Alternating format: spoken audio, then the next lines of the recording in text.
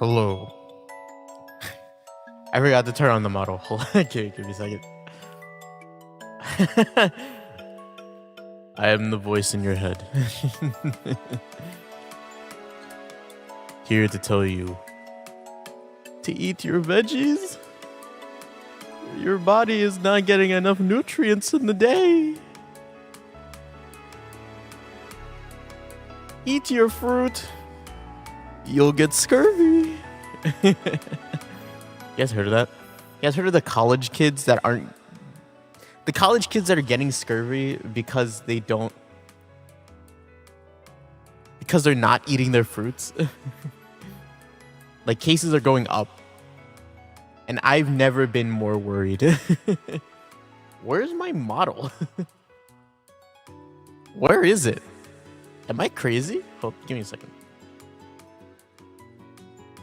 Eat your veggies. You need to get your fiber. Am I crazy? Where is... Okay, hold up. Oh. It like unpinned from my taskbar. Yeah. It's over. I gotta quit. It's...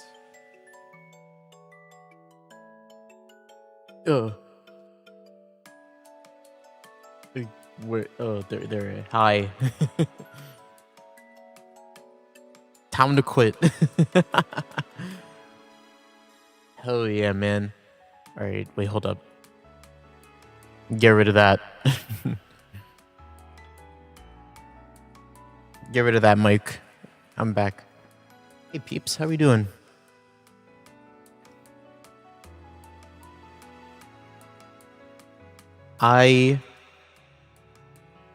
This music annoys me. I'm just gonna set it to... Here you go. Only you guys can hear it now. We missed you. Did you? Did you really?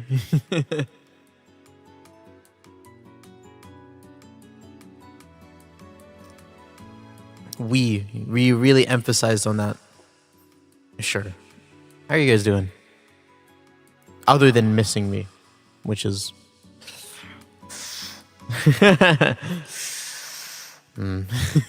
You know.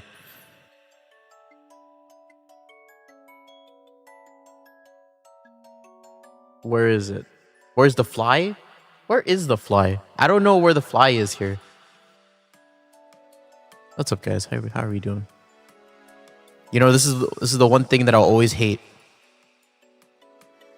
about YouTube changing to using tags instead of people's names. I don't know what to call you guys, so I have to like go to your channels and see like Yuck. I can call you Yuck, right? But at very _L, right? Your name is Gravy. So I'm like, I would have called you the wrong name. Yeah, Yuck. You're Yuck. You're Yuck now here. Not an insult. That's just what you call yourself. I don't judge, man. How are you doing? You got a CPK logo.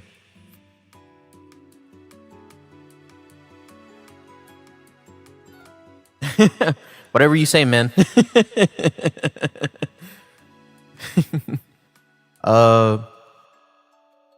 Jeez. I've kind of had a pretty busy like time recently, actually. I wanted to stream a bit earlier. Like I wanted to stream on like Wednesday. But I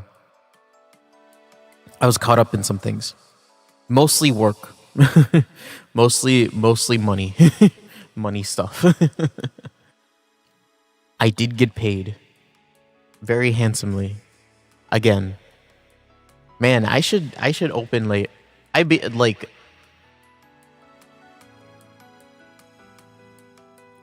Hase is employed. Hase is not employed. I'm not like under any like I'm not in like the employment list of like any business. I would describe myself more as like an odd job person. You know what I mean? Do people know what I mean when I say that? Like people ask me to do like people ask me to do things and I do them.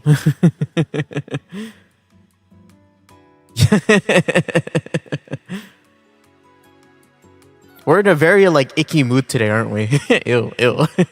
You took 2 naps to attend this? Why? Why? You should be attending your classes. Well, I'm glad you're here then.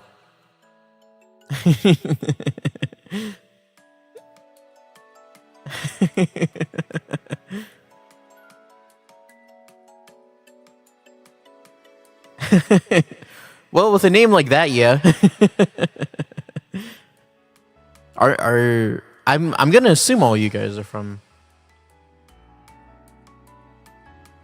I think all of you guys are. It's 2 a.m. where you guys are, unless I'm wrong. The green aura. It's the SpongeBob episode where he eats what is it? Like the gross stuff. And like the guy dies in the movie theater. You know what I'm talking about? Like that. It's not great. It's 12:09. Yeah. Oh, my internet. My internet. Immediately already.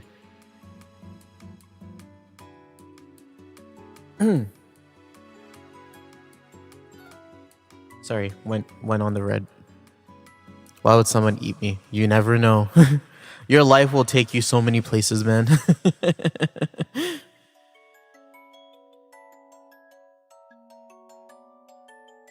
You never know when you'll run into a cannibal. One way or another. They'll eat anything. Everybody. You think cannibals discriminate? You can't be a cannibal and like racist. You know what I mean?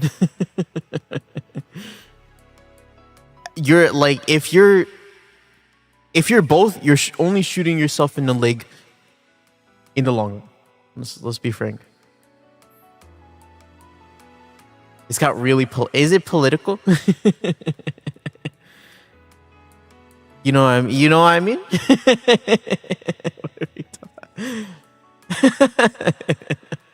Sorry. Anyways, yeah, I've been really busy lately. My latest odd job, right, was actually to do my cousin's homework. And I got paid very handsomely for that. I had to do it was like, I don't know if I did this before or after the last stream I did, but I was asked by my cousin to do her little brother's homework for him. And the only reason why they want me to do it is because he's graduating this year. And she was like, I'll pay you $160 to do like all these assignments. And I'm like, it was 8 assignments in total. And I'm like, sure, why not? $20 as an assignment. That's good. And then you look at the assignments, right? Honestly, when I saw it, I was like, all of these are probably going to be like essays, right? And I'm going to like spend like 3 hours per assignment being like, the I have a dream speech was really important to the evolution of, or for the fight of against discrimination in America, and it was going to be really boring. What it in fact was like it was 7 assignments of like me LARPing as my cousin and being like, I want to do this when I graduate. And like everything, it was like, what are your hobbies and how does it relate to your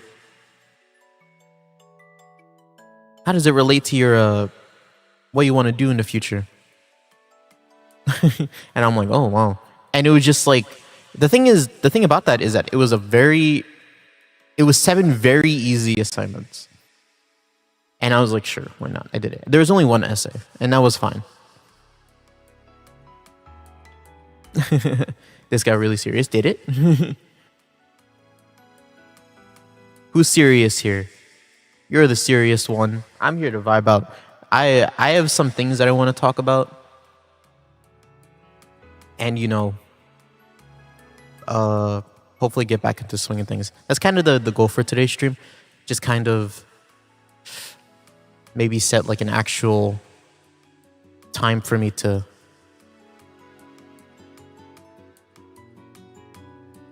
set an actual time for me to start doing regular streams again.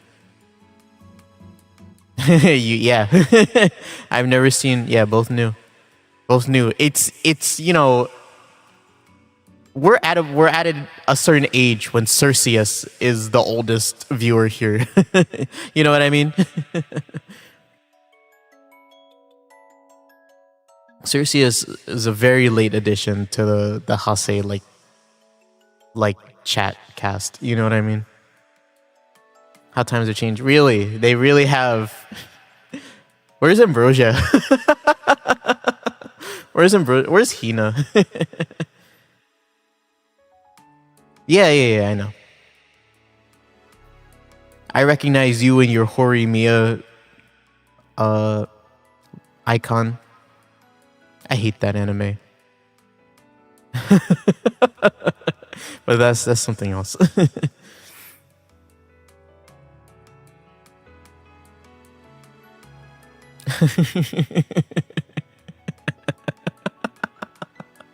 Uh-oh.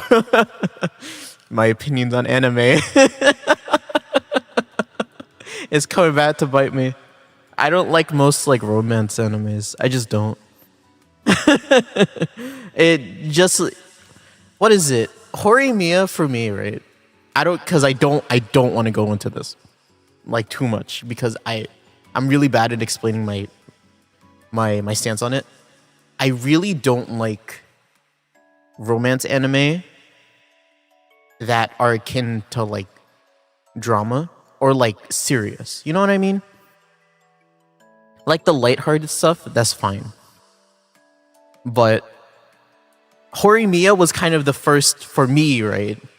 Where it was like, it's not all happy and sunshine sometimes, you know.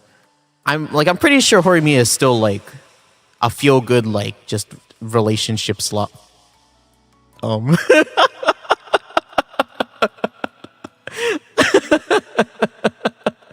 Shit. You know what I mean? You know what I mean? No? Who said that? Who said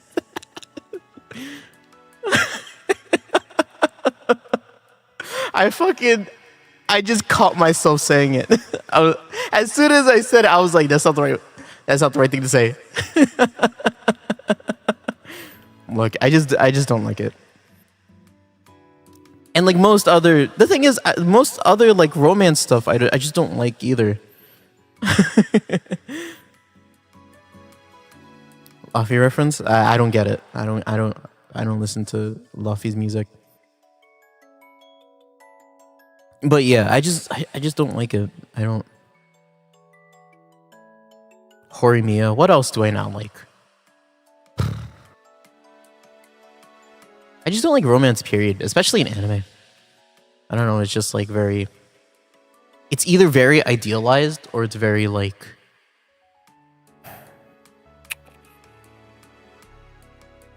When relationships become like a point of contention in someone's life, that's when I kind of... I'm not in love with it, you know what I mean? As like a side plot, I don't mind romance, but if it becomes someone's main motivator in what they're doing, it becomes weird to me. There's more things to live for.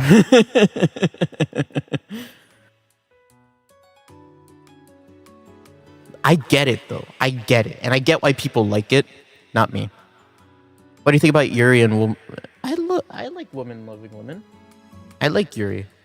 I actually own a couple of Yuri anthologies. It's one of the only manga I I own. Uh, what is it called? I think it's called Claire. If you search up a Claire Yuri anthology, you'll find it. I own the first 3 volumes of that. Same person that played Amagami for 4 hours straight. Let's make this fucking clear. I played Amagami. I don't know why I played Amagami. There was a point in my life where I needed to like expose myself to it. If you watch the first time I play Amagami, I'll talk about like I'm not a fan of that stuff, but I still played it. And Amagami is still funny because of the fucking bullshit that happens in that game. Amagami. Now, I don't think anything is gonna peak Amagami's what is it? The knees? That's what I'm just gonna refer to the knee incident. I don't think anything's ever gonna top that. You know what I mean? And I'm not having fun and playing it because I'm like, oh, I love the romance. I need to get closer to this girl. It's the fucking bullshit and shenanigans that the character just happens to get into. The knee incident. The last Amagami stream was one of the funniest things that have happened to me this year. Still. But yeah, I own a Yuri. I own Yuri. I like Yuri. I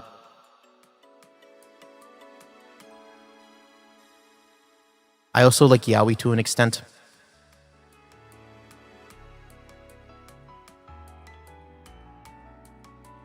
And to be fair, the only reason why, look, I don't care if it's Yuri or yaoi or whatever the straight one's called, right? Man, woman, or anything in between, right? What I care about more is the relationship being feel good. You know what I mean? If you're gonna make something, if you're gonna make, right, a story about a relationship between 2 people, make it feel good. Why make it a drama? People are into that, right? I'm not. I'm not. So I steer away from it. I just like people liking people and feeling good about it. That's it. DDL stream 1? Never. Why? I already played DDLC. It goes against my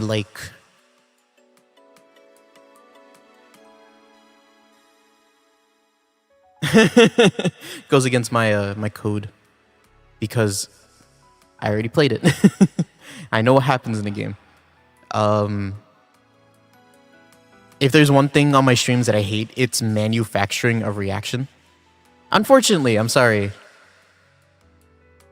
I know everything about... I know most, if not everything, about DDLC. It's like why I won't play Undertale on stream. I played the fuck out of Undertale. And Undertale's a great game. I'm just never gonna play it on stream because I've already played it. Everything that I stream and everything that I do on here is a new experience. Hop on a turn return.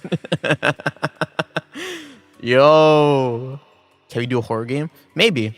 Depends if I'm in the mood. It's been a while since I played my last horror game, and the last time I played it, it didn't go. It went okay,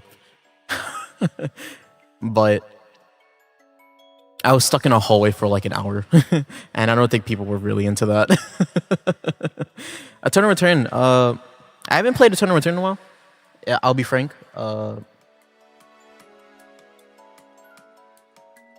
It's been a while just because I've been busy. Maybe at some point I'll just like...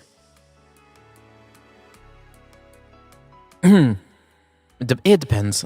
I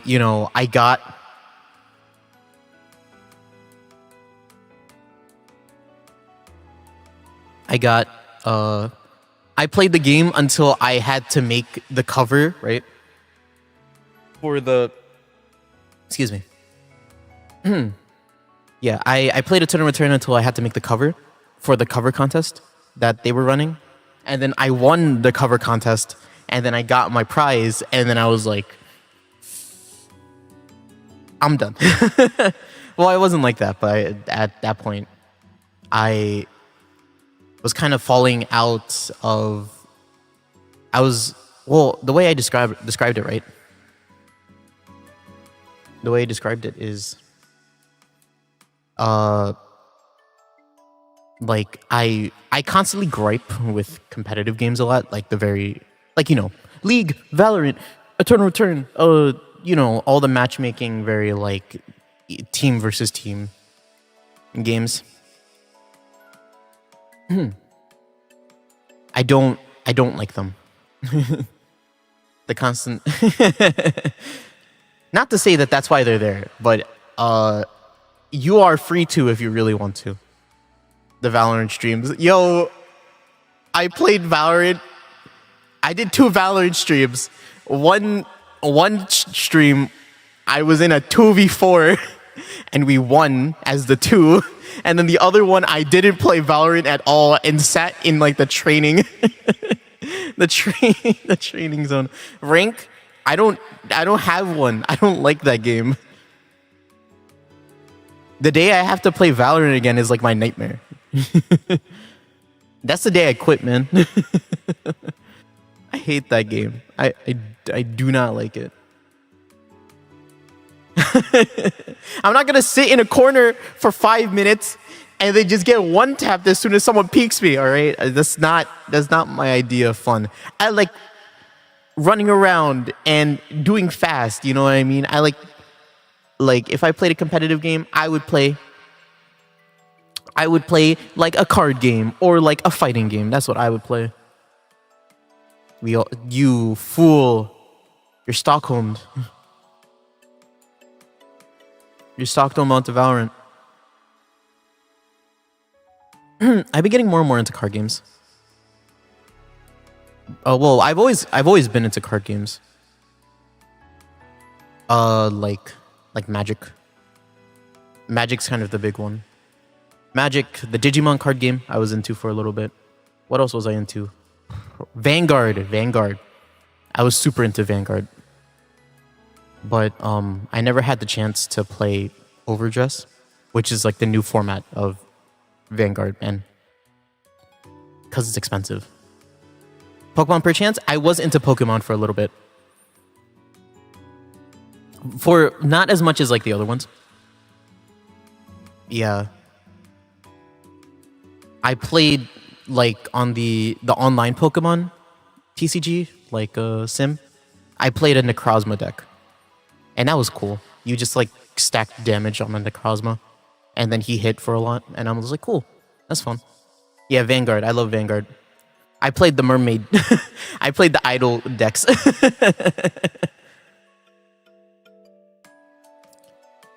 Surprise. Well, I guess if you're new here, that would be a surprise, but... I know. Oh. Yeah, but that's essentially what the Necrozma deck did. You just stack damage, or you stacked energy onto him, and then you hit, because the more energy you had on him, the more damage that one move did. And you had to like roll on it, or coin flip, not roll. Yeah.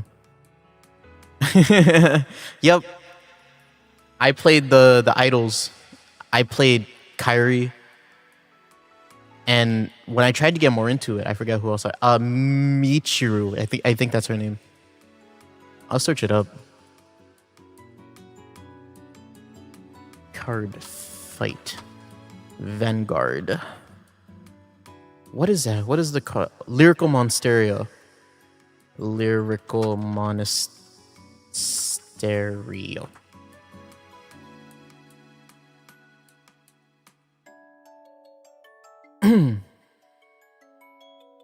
Yeah. What's her name? Michu. Not Michiru. I tried to make a Michu deck at some point. That was cool. I was so into Kai's deck. The anime. The thing is, I played the phone game. I should know which deck Kai used. The dragon, right? He was Dragon Man.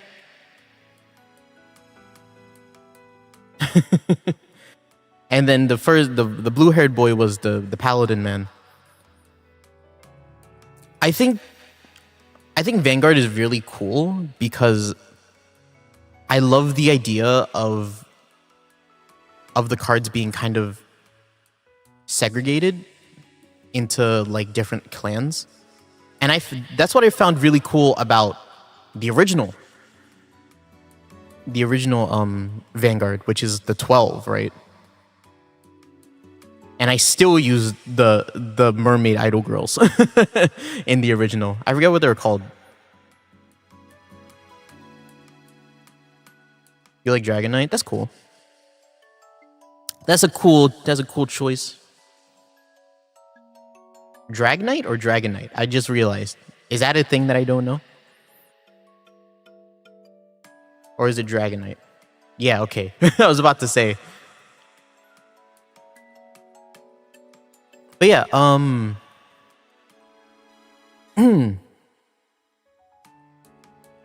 what is it called? What was that? What was the original clan set for Vanguard? That's what I wanted to look at. Let me see. Search up clans.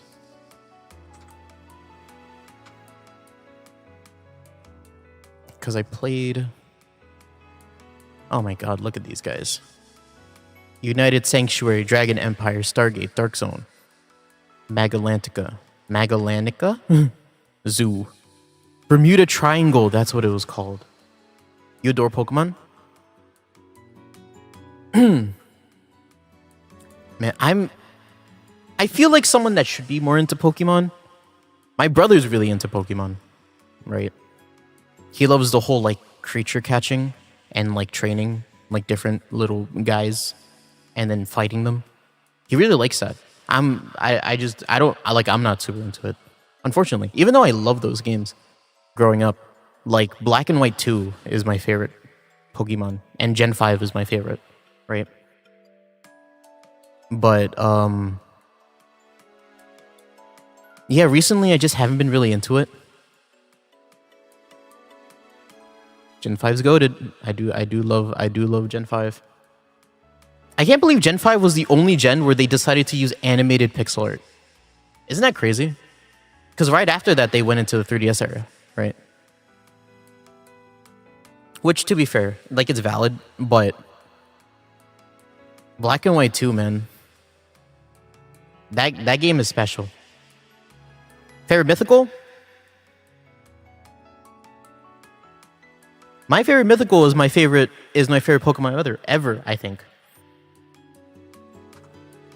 I just gotta check because I'll be frank, there was a point where I didn't know the difference between mythical and legendary Pokemon. Yeah, my favorite Pokemon is Meloetta.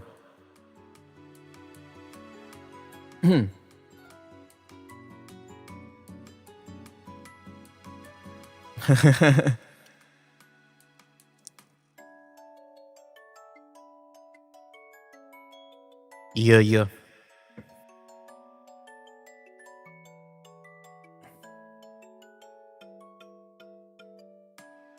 I don't know when.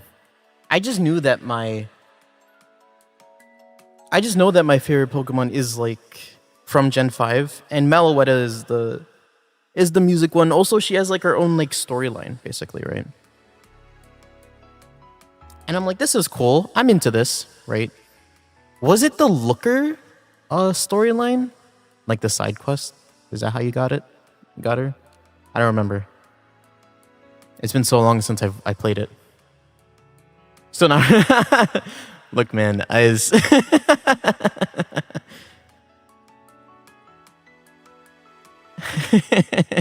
it's fine. It's all good. Horimiya, to that stuff, I just say to each their own. You know what I mean? To each their own.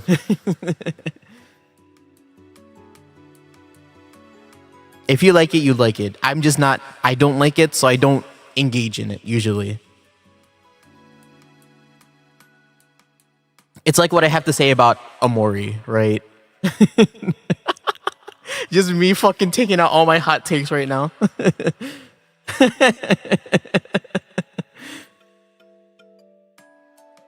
Do I want to get into Amori? I played that game on stream. And I feel very indifferent to it.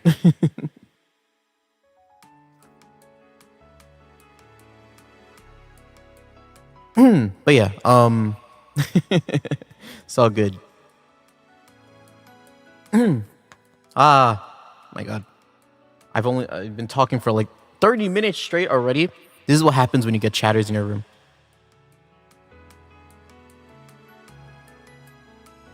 I think you should get into gacha games. I've been into too many gacha games in my life for me to keep getting into more. I play Star Rail and that's all I need. That's enough for me, man. I've too much of my time is already being taken up by other stuff. Play Gacha Life. Star Rail. What? Star Rail mentioned? Well, the people who've been here for a while. Well, yeah, you specifically should know I play this. The first stream that Cerseus ever watched was a Star Rail stream. From like 2 or 3 years ago. Like a year ago or so. So,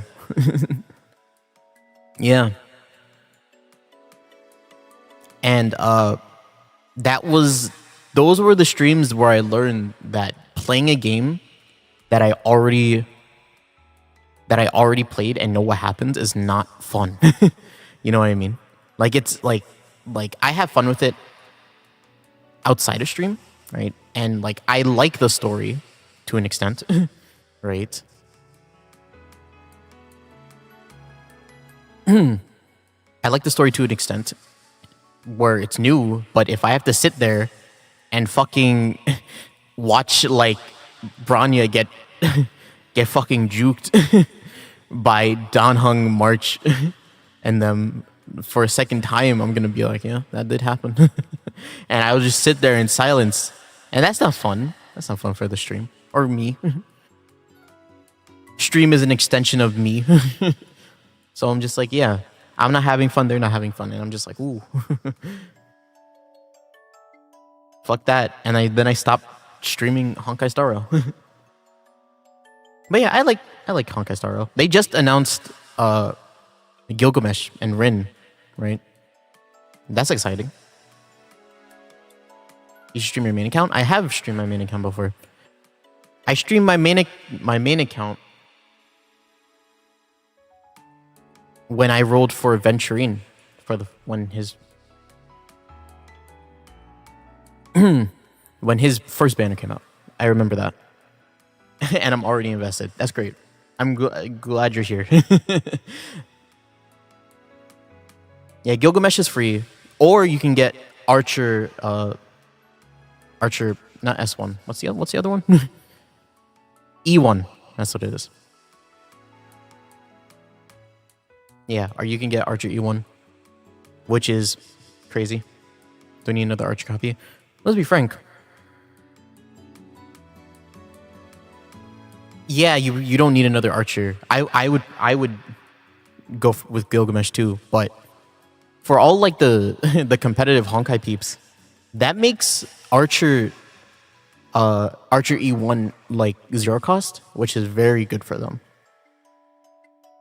But that's only for like the hardcore, like the competitive scene for Honkai Star Rail, which does exist.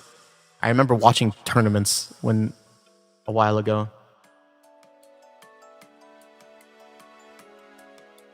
And being like, yeah, people do play this. Not professionally. There isn't like a professional Honkai scene. Or stolen by new characters. That's true. I'm just playing, I don't know about meta. Yeah, to each their own. That's a good way to play games like this. You shouldn't play gacha games for meta. You should play them for the characters that you like. You know? That's how you have fun with the game.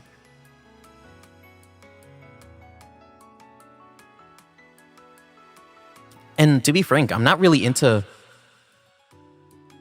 the new characters that have come out recently. Well, I was really into Silverwolf, actually. I really liked Silverwolf's design. Like, a lot. And I really wanted her. But I don't have Elation, and I can't justify it on my account, so I just don't do it. Oh! The oldest viewer is here. Like, basically senior viewer. Not even Yao Guang.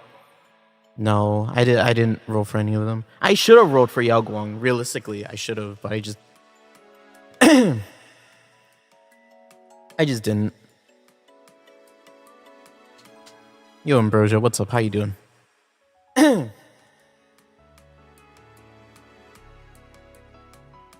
Uh-oh. Uh-oh. Them's fighting words. Will someone have something to say about that?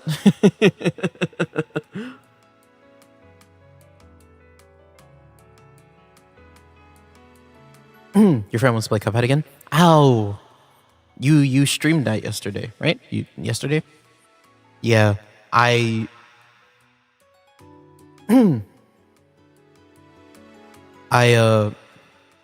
saw that because I was watching the VOD. I was watching the VOD for the commission stream. I did watch that. I did watch it. I watched that and the concert at the end of the stream. That's how you know I watched the whole thing.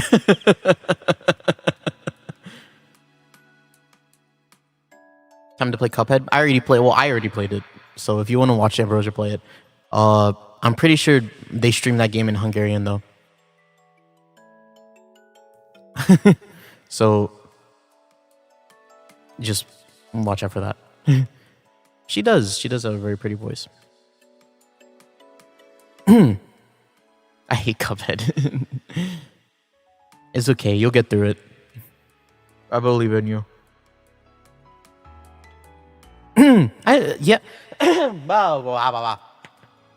Talking for too much. Is it high end? Yeah. You should pop in during their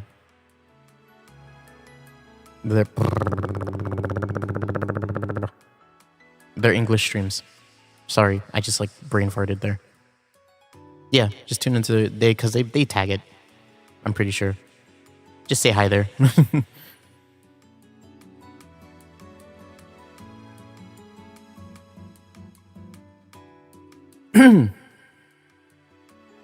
Nah, don't. It's okay. You did an English stream before the last stream, so it's all good. I think it's fine. I think what you're doing is fine. I'm sorry. Yeah, in a group of like 5 people, just sitting here talking. Yeah, you are. Of course you are. Channel is inner fish. You know. when you it's happening again.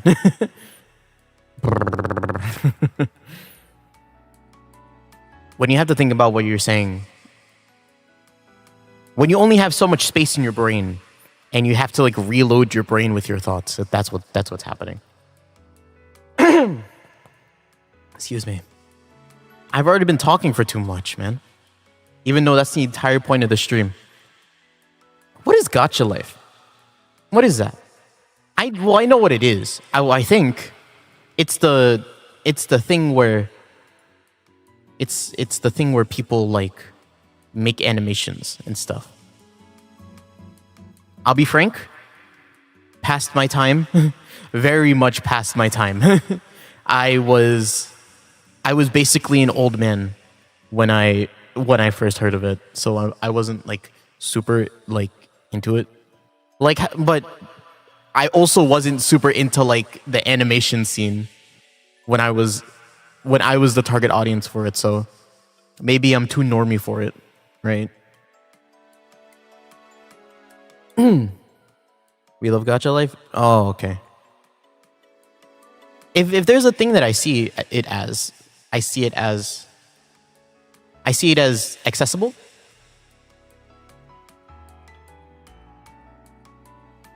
Because right, it's just like a scenario like simulator where you make shows and stuff or whatever you need.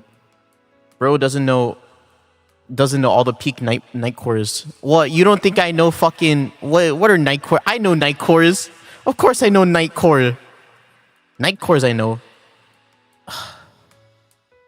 My favorite night core from back then, Koi Kaze night core. Yes.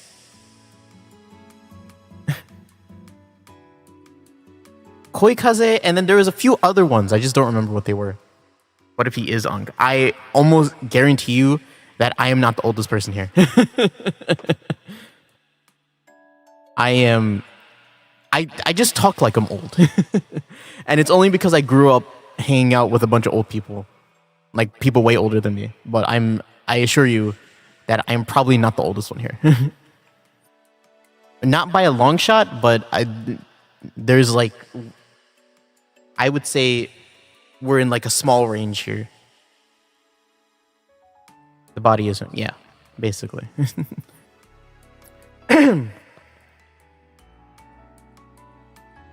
Oh man. The thing about Nightcore is that I didn't listen to Nightcore on YouTube. I listened to Nightcore on SoundCloud. Because SoundCloud, it was easier to access for me. Like, I wish I had my...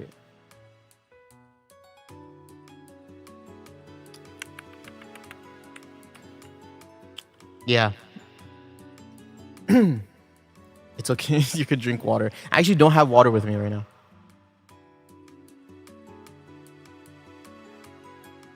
I forgot to bring water up with me, and I had to take a pill with soda instead, with my Pepsi Zero. Yeah. Holy, go get water. I don't want to. I don't want to. I have to go downstairs for that, and it's kind of annoying. I think as soon as I leave my chair, I'll lose a vibe. So I drink soda instead, and it's fine.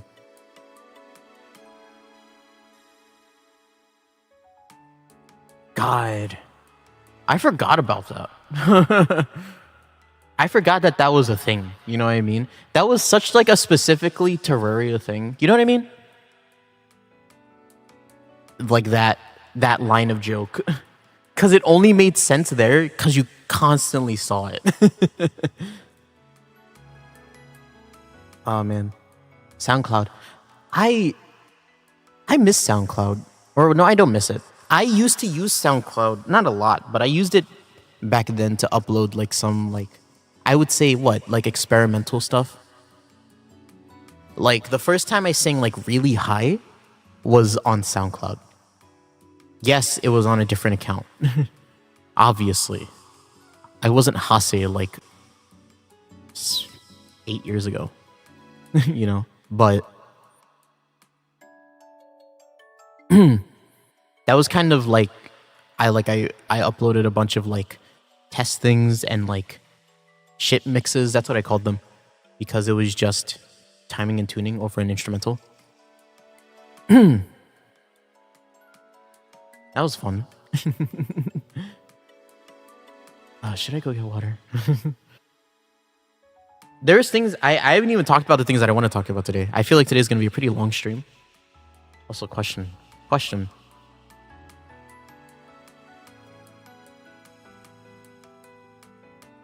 Or did you leave it accidentally? Did I leave it on accidentally?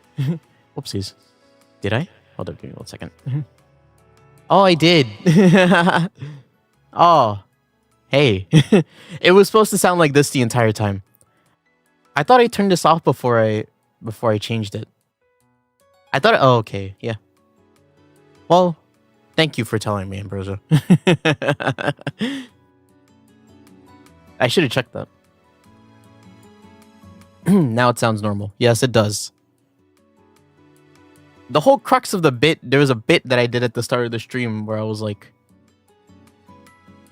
No, it wasn't. It's not a normal thing. The whole crux of the bit at the start of the stream was that the reverb made it sound like I was in your head. Yes, yes. Thank you, Ambrosia, said everyone in chat. Yeah. Well, the thing is, deep voice Hase is never going to happen again because I got a new interface. Bless. Thank God, because that's a nightmare. Because it's just like... Because it's not like a me mistake, it's a machine mistake, and it's not in my, like... It's not in my control when it happens. So it turns my mood kind of sour. It ticks me off kind of when that happens. But yeah, for the viewers, it's funny content. It's a pain in the ass because especially when I was like newer, and yes, I don't have a lot of viewers, but when I had less viewers than even now, right? I would stream and, you know, I would like be playing a game and I'd be doing like bits that I think are funny. And then I'd watch the stream back and then it's like, it's muddled by this like, by my voice that's like keyed down a couple semitones. Plus it kept cutting out every once in a while. And it wasn't cool. It wasn't cool. I said it. I was not down with it.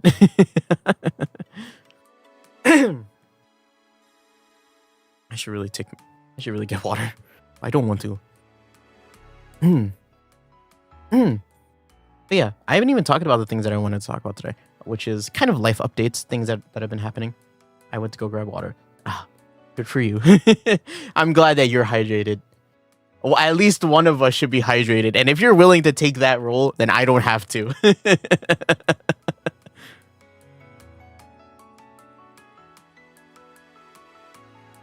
I've had some run-ins recently. Actually, before we talk about that,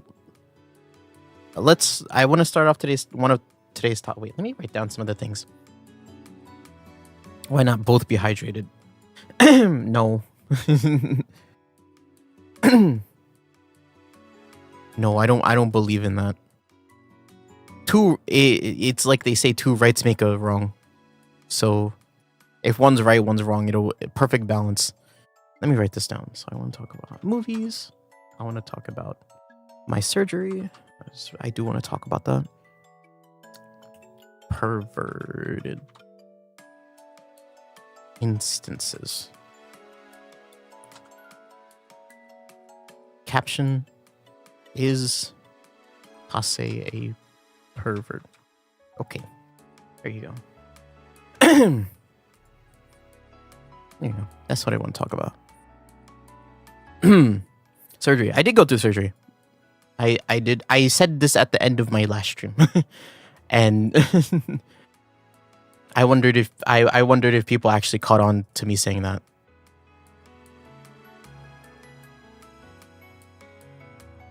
But I want to talk about the movies first. Well, kind of as a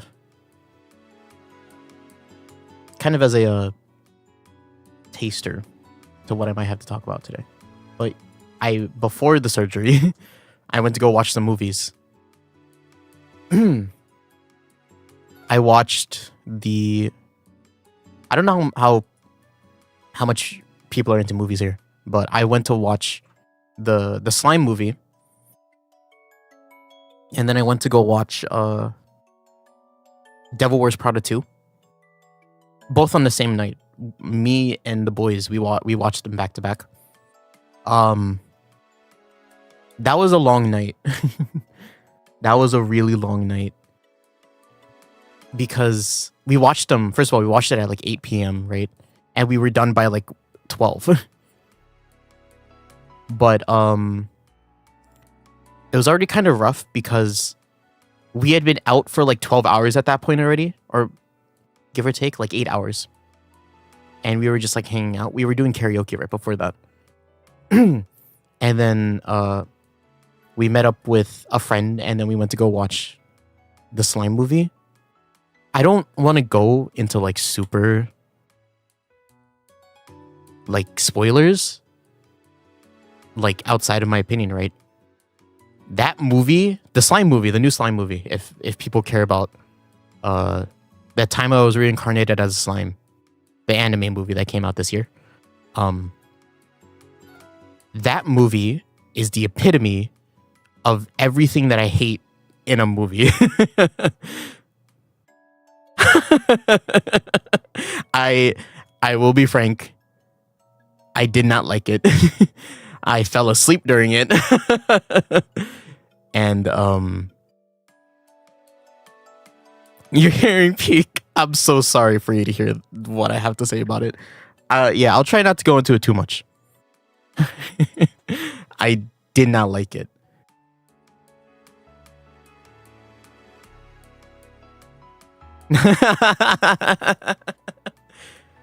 I hate to be frank. I hate to. Fly me to the moon.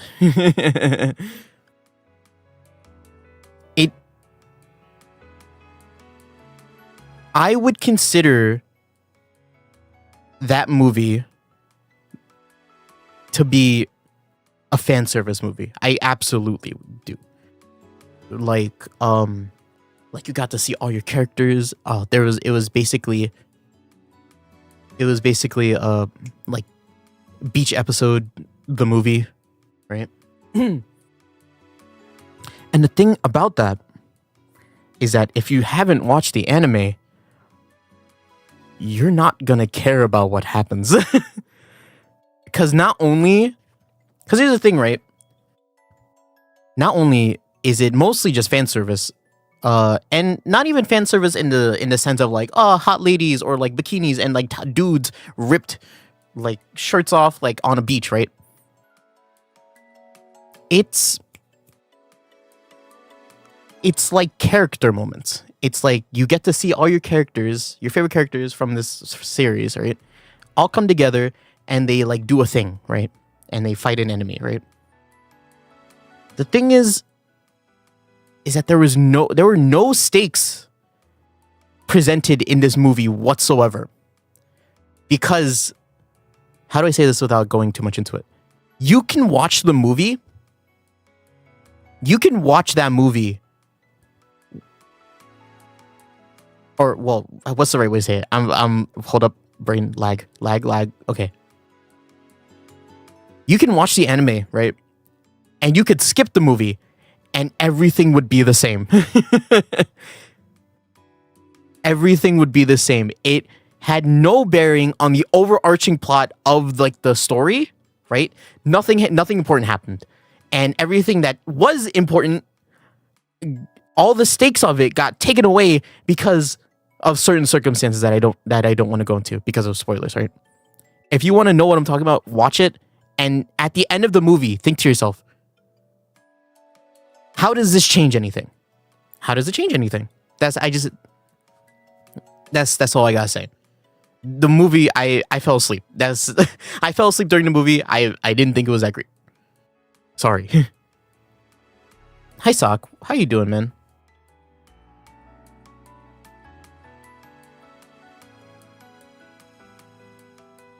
It is me, Hase Utahara. Most movies don't affect the lore that much, and that's such a problem. You know? Well, look at what Chainsaw Man did. That's a whole movie right there.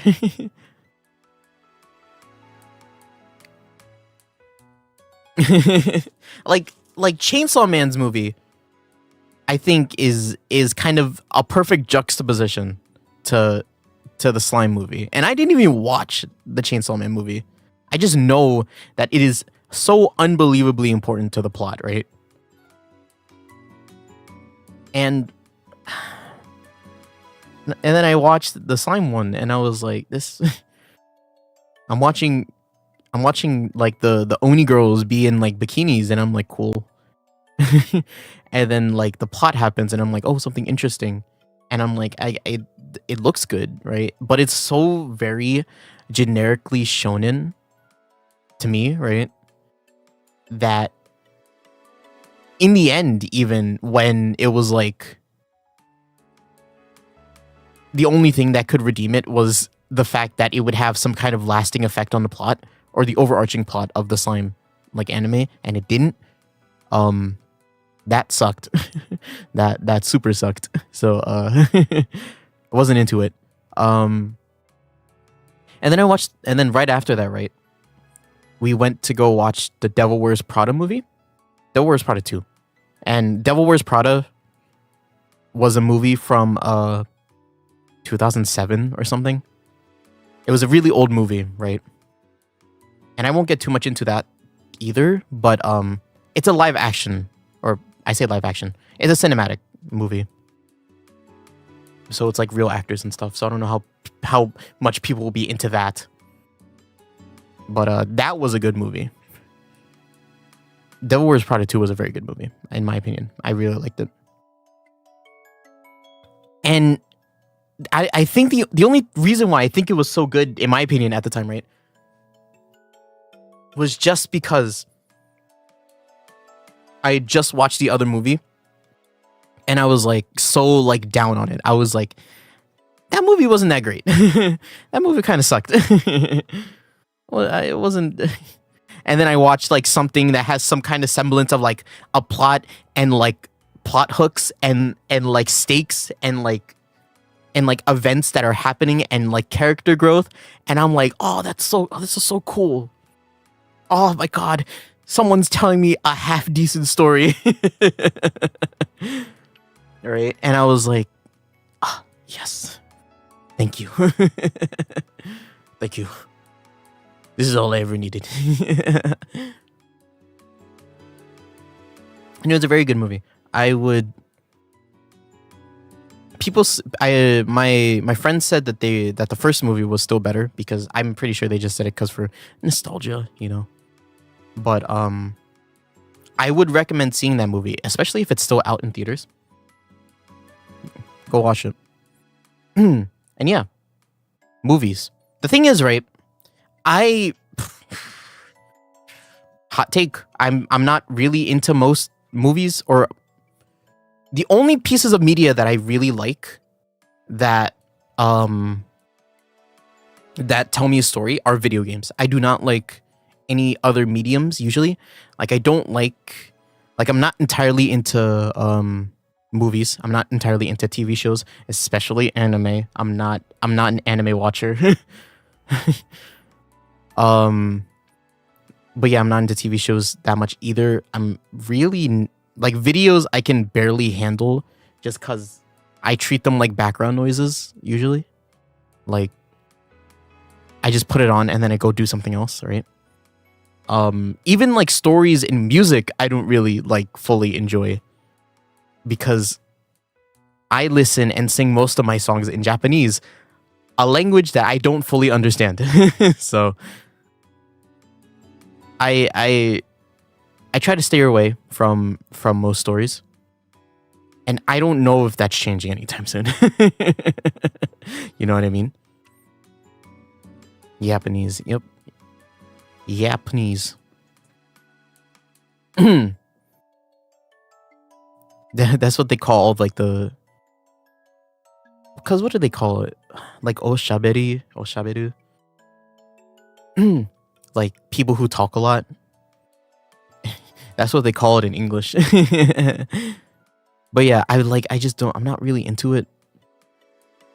Like video games are bearable. I think it's just because I feel like a sense of agency in it. Having the step of actually being able to control and do things in like a story, I think is what kind of sets it for me. Another medium that I would love to engage in terms of like storytelling is like role play. Like I would love to play D&D. Or I would love to just like play like be in like a D&D campaign and like act as a character in that. Like that's cool. You know, I love acting. Like acting is fun. I did voice acting for a little bit. Right? And like that's cool. And D&D just feels like that but gamified. Like I would love to try it at some point. I just haven't. Well, I have actually, but not like a ton. like a campaign that goes on for at least like half a year. That's a goal. Where I'm not the DM. Because surprisingly, I don't know how I keep finding myself in this position, but I'm constantly the person who's DMing for like groups of people, but has never realistically played like a campaign himself.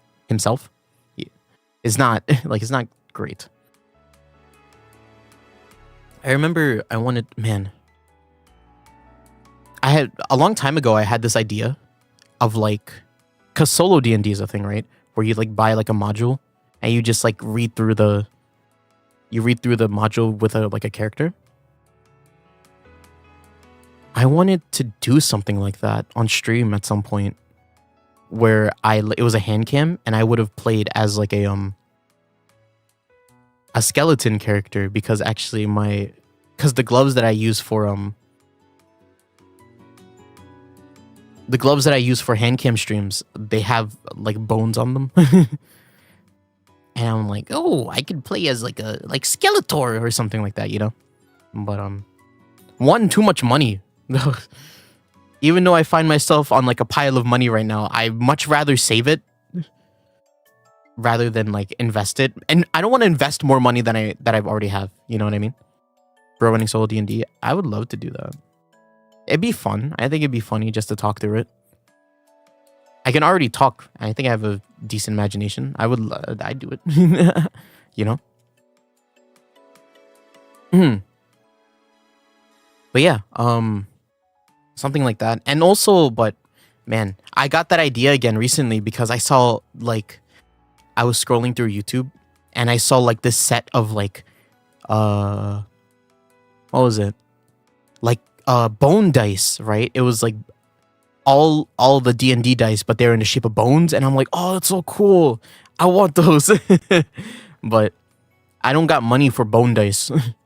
And I'm not gonna buy it unless I have a use for it, right? And unless I set everything else up, then it's not worth it, right?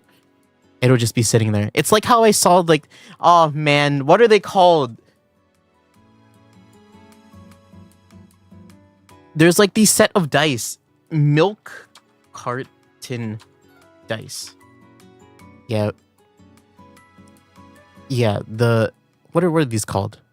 Blackberry Kawaii Cat Dice Set. Milk carton inspired dice for D&D. Yeah, if you search up milk carton dice, right? Oh, these things are so cute, man. Actually, I could probably just like share it on my screen. Because I also... Oh wait, no, I can't. It shows my address.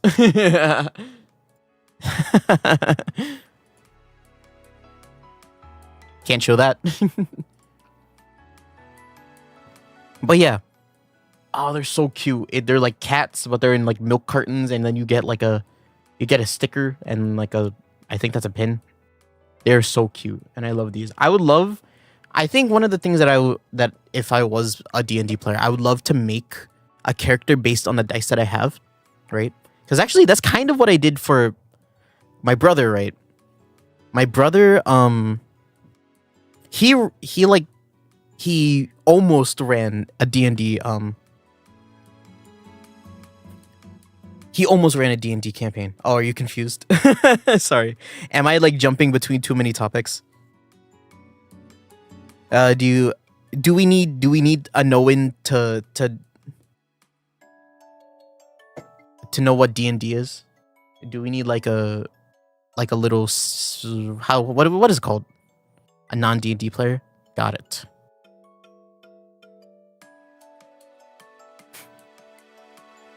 All right, gamers. Let's do a little what is it called? What is it called where you like do it's not a refresher because you guys don't know anything about it, but you know what I mean? Do a little stint. It's okay, I played like one game. You play one D&D game? That's more than me, honestly. All right, hold up. Let me set this up real quick.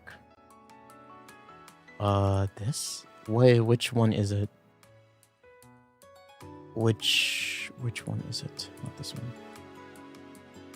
Was it this one? Was it this screen? I summoned Fireball. That is a D&D spell. It might have been this. Might have been, I think it's this screen, and then I like...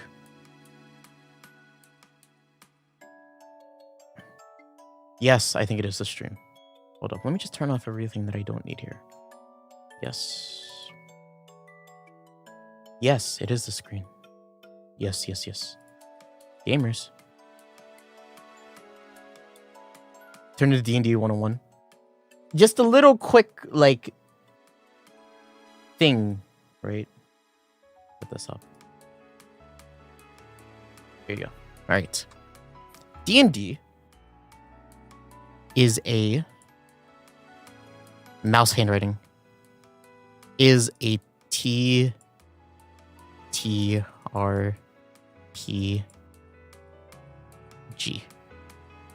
A TTRPG stands for tabletop role-playing game, right? And the way it works, whoopsies. Hold up. Learning. I don't use this thing often. There you go.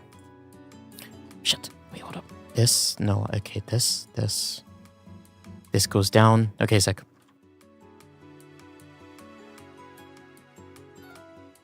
Very simple gist is there's one guy. This guy's the DM. This guy is behind a screen, and he is telling a story that players have characters for, and they use these characters to run through the story that the DM is telling. Usually it's either usually it is like a pre-made module, like like people sell like books and stories for DMs to use that DMs can use in their play sessions and use that story, or they make up, or usually they make their own stories, right? And so these games, they usually they run, it always varies the amount of time that they run, but usually like some games can go from like there can be one shots where it only lasts one session, like one, I'd say like 3 to 6 hour session. And then there's like there can be longer campaigns that can run from like a month to like 6 months.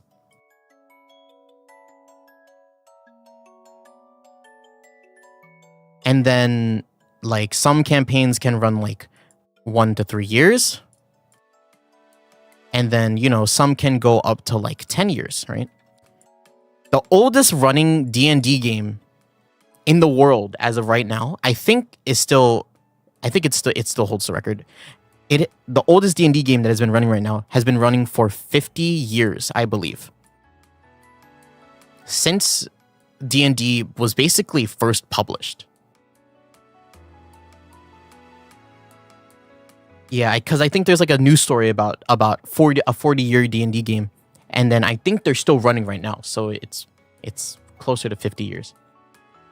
Some people are too invested. The thing is, right, especially because the 50-year game, the thing about the 50-year game is that it's his own world. The DM, it is his own world. So he created this like fantasy world that players and people can exist in, right? And he has been running it for 50 years. It's amazing. Baldur's Gate 3 Stream 1 when I can afford it. Is that really what you want? Because the thing about D&D, right, that's really appealing for some people is how freeform it is, right? Like you can do anything in D&D, and you could do basically anything in most tabletop RPG. Like a or when I gift you. Who said that? Who said that? Don't do it. But the thing is, it's so freeform, and D&D you can do whatever you want, right? Like D&D, right, is mostly like a combat kind of fantasy adventure, right? Module where you go and you go on a quest. It's a team of adventurers going on a quest. That is what D&D is. But there's also like other like modules as well, other than D&D and other systems. Like I'll just spitball a few, like Ryutama. Ryutama is a cozy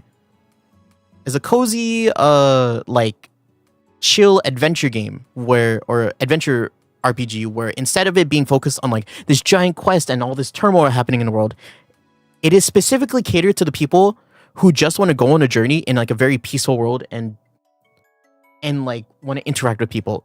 This is what you would call like a cozy / RP heavy. I want to write it, but I don't want to because it's annoying, right? But yeah, Ryutama is for the people who just want to chill and just interact with the world that the DM wants to write. And sure, it may seem boring because there's no conflict, right? But there's still bad people, and the entire crux of Ryutama, right, is that you're a adventuring party where you're being watched over by actually one of the dragons, one of the Ryus, or one of the disciples of the dragons, is the general gist. But it's different for everybody because one person's game is never going to be the same as another person's game unless they're using a module, right? So there's D&D, there's Ryutama, there's Vampire the Masquerade. I'm just gonna say Mask. Vampire the Masquerade, which is a another kind of roleplay heavy module, but less so than Ryutama, because the entire crux of Vampire the Masquerade is that everybody in the party, or assumedly, right, everybody is a vampire. Everybody is a vampire, and there's like a bunch of systems in place where it's like you can't go out at night. There's a bunch of rules and like and the dice system is very different from D&D. And there is combat, but it mostly focuses on the politics of having vampires and like other species in the world. Realistically, you could run, because this is what most people do anyways, right? You could run like a fanfic through like one of these like systems and it would be fine. Like Vampire the Masquerade, you could run your Twilight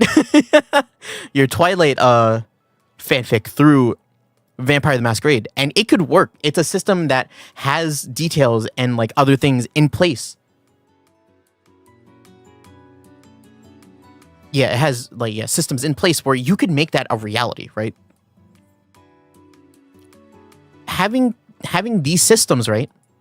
They're simply there as a base for you to create your story, because that's what D&D basically is. It is live action storytelling. It is a group of people coming together and being like, hey,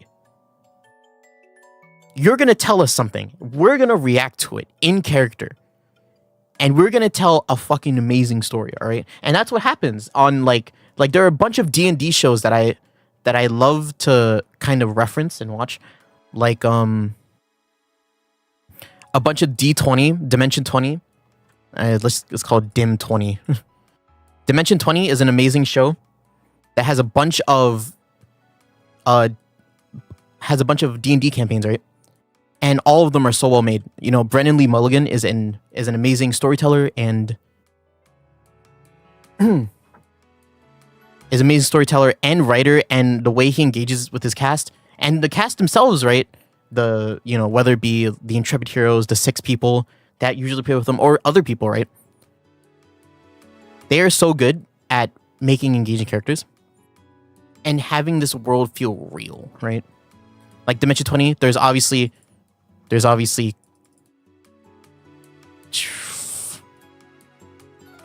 shit. There's Critical Role, which is the most popular one. Famously has Matt Mercer in it, right? Running a bunch of running the original campaign, but now having, I think, Brendan Lee Mulligan running the new one now. Another amazing series, basically the original, basically popularized D&D in kind of the YouTube space, right? And then there's some other people. One that people may be familiar with is what are they called? Aventurists? I think that's what they're called. Grilla. Do people know the Grilla short? Is it a propane grilla or a charcoal grilla? Do people know that short? I talked about this a long time ago. It's one of my favorite shorts ever.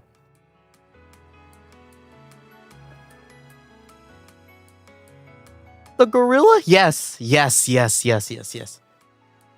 And I heard there's gonna be a gorilla. That. This is them. They popularized it in both the animation sense and the short sense, because they're really, D&D is not really YouTube short friendly or TikTok friendly, because, you know, these games take a long time. Like the sessions that these guys go through, like, I would say they go up to like 12 plus hours, right?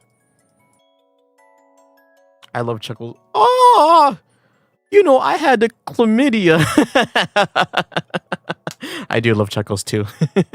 But yes, like these sessions, they go for a long time. And, you know, and there's so much more work that goes into it. That's why so many people don't play it, because of the amount of work that's required for it, right? Like let's go back to this. Actually, I want to talk about one more module real quick. Kind of the most popular one, actually, in Japan.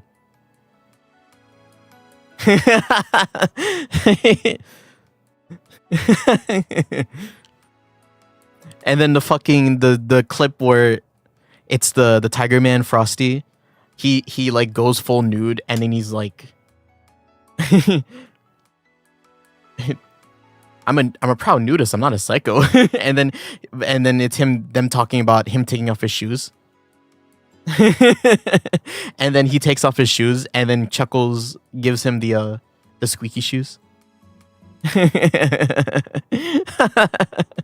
Like, a bunch of things can happen in D&D. This is like the way I talk about them, right? It makes it seem like they're kind of like serious. You know, you have to really like stick to the plot. Not really. Like D&D and a bunch of like TTRPG games, they can go in so many different ways. Oh, yeah. Like, yeah, there's like so much, like, we see those moments, right? And we're like, oh, that's so funny. I wonder what happens. And then you realize there's like hundreds of hours of like lore behind it. You know what I mean? And that's kind of the great thing about D&D is that you like, that's an entire world that you made right there. Like, those jokes wouldn't exist without TTRPGs, right? And if people don't know what I'm talking about when it comes to Frosty or Gricko, I think the goblin's name is, or like Adventurous, or like Grilla, search up Grilla right now. How do you spell it? Grylla,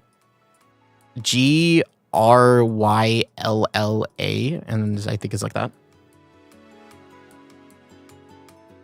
Search up this. It should pop up. I'll search it up myself right now. But it is extremely funny. Let's see. Grilla of the Woods. Yeah, search up Grilla of the Woods and it's there. It is so unbelievably funny. Oh, is it with one L? Either or.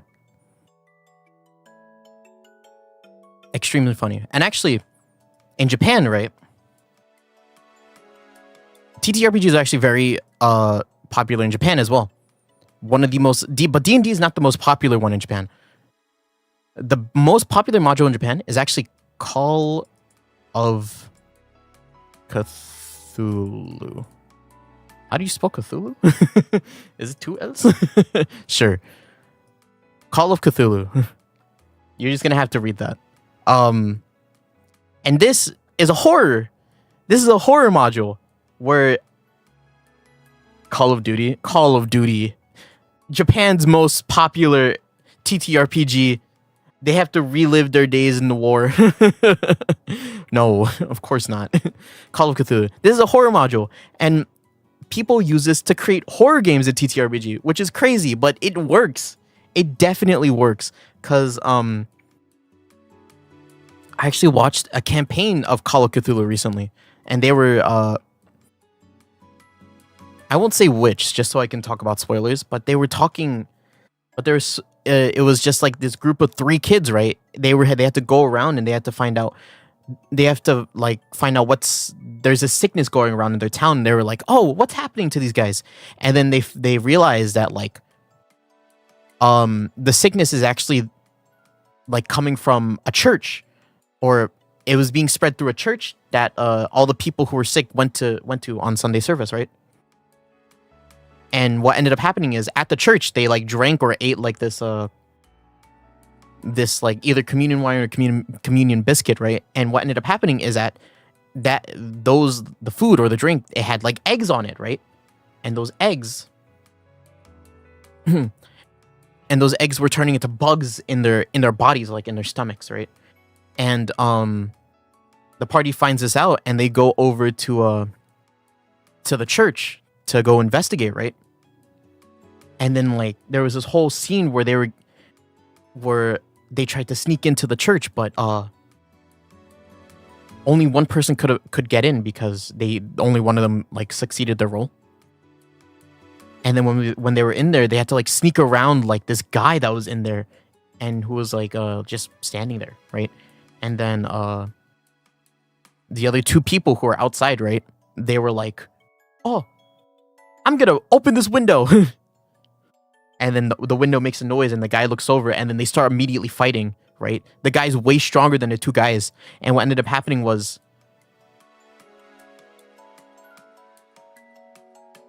the guy one of the kids ended up like getting like grabbed like by the neck or something, right? And like the guy grabbed him, and then he immediately like held him up and started like throwing up in his mouth. And it was like, ugh, right? But it's like, that's also scary, because what if that the kid just then got infected with the bug, you know? Obviously, I'm not setting it up as like very horror-y. I'm like just telling you straight. But like in the moment, right? Like you never know, you don't know what's gonna happen. And you know, the players don't know what's happening. It is extremely like nerve-wracking. You know what I mean? And, you know, these systems are like...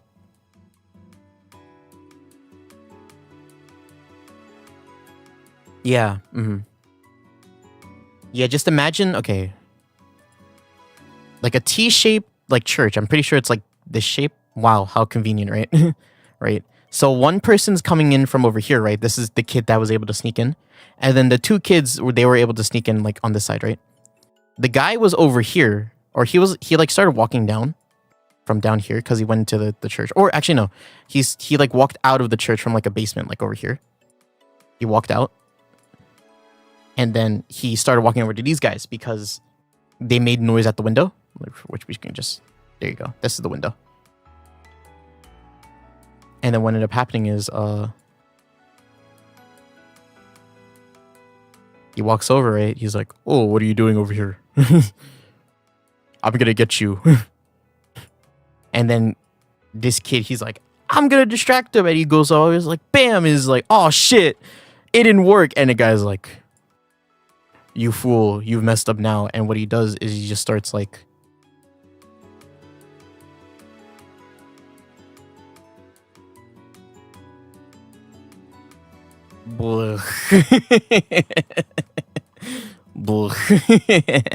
just started right in his mouth. It's gross, but at the same time, it's horrifying, right? And yeah, there's so many systems where you can do this. Like, well, Call of Cthulhu is kind of the ideal for this because it's a horror setup. But like, you know, you could do this in D&D too, if you work hard enough for it. Don't visualize the puke scene. There was also the scene where they found out that the people were infested with bugs. I do remember that because they were like walking down like a river or something. They were like, oh, it was 2 kids because one of the kids actually got grounded at this time. But they were like walking down like a river, and then they found like a house, and then inside the house was a bunch of like dead bodies. Say this is house. There was a bunch. There was a.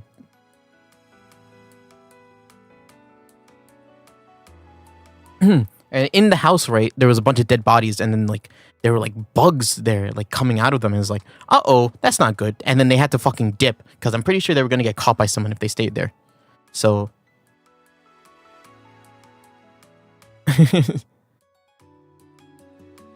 So like they had to get out, and then after this is when the church scene happened. But yeah, like things like this, anybody can do it, right? It's all that's the beauty of D&D and kind of and TTRPGs is you can do whatever in any module that you may need, right? And and you know, it doesn't have to be like the horror or like the body horror, whatever it is. Gross horror, I guess. It could be like, you know, vampire role-playing, or, you know, chill adventure time, or bloody wars, you know? Bloody wars. But yeah, the one time that I did prepare for D&D, I did want to bring this up. I actually, my brother, he tried to set up a campaign for me and the boys, and he wanted to run it. And it was a D&D campaign, right? And I was a little pixie. I was like a 2-foot pixie. I had like how do I draw this? I had like a hat. I had like a little hat, and it was like this, right? And then he had how do I illustrate this? He had like hair. He had hair. Hold up. Shit. I don't know how to draw. He had hair. Oh, look at this hair. Yeah.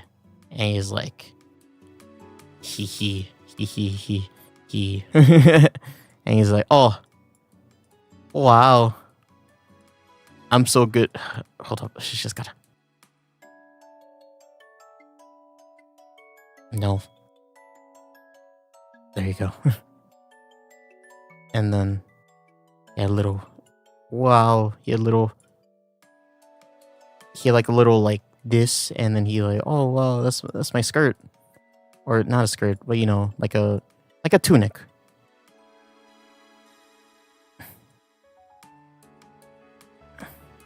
There you go. Nope.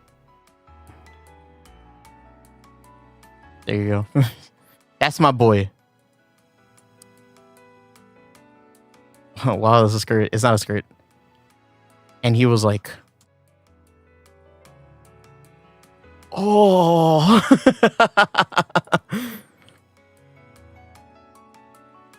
And actually the main thing about my boy, right, actually, is that he had a little like cape around him, because how do I draw this? Because this is like attached to his like, I erase this. Erase that. Wow, that looks so weird now. Anyways, he had, okay, so he had this little like tunic shirt, right? And then went up.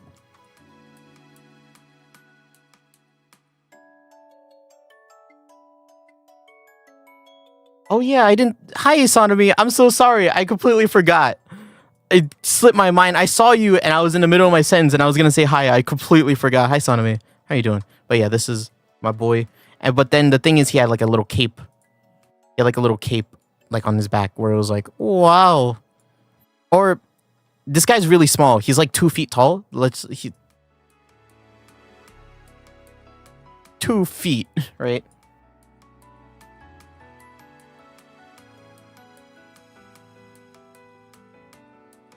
This guy's 2 feet tall.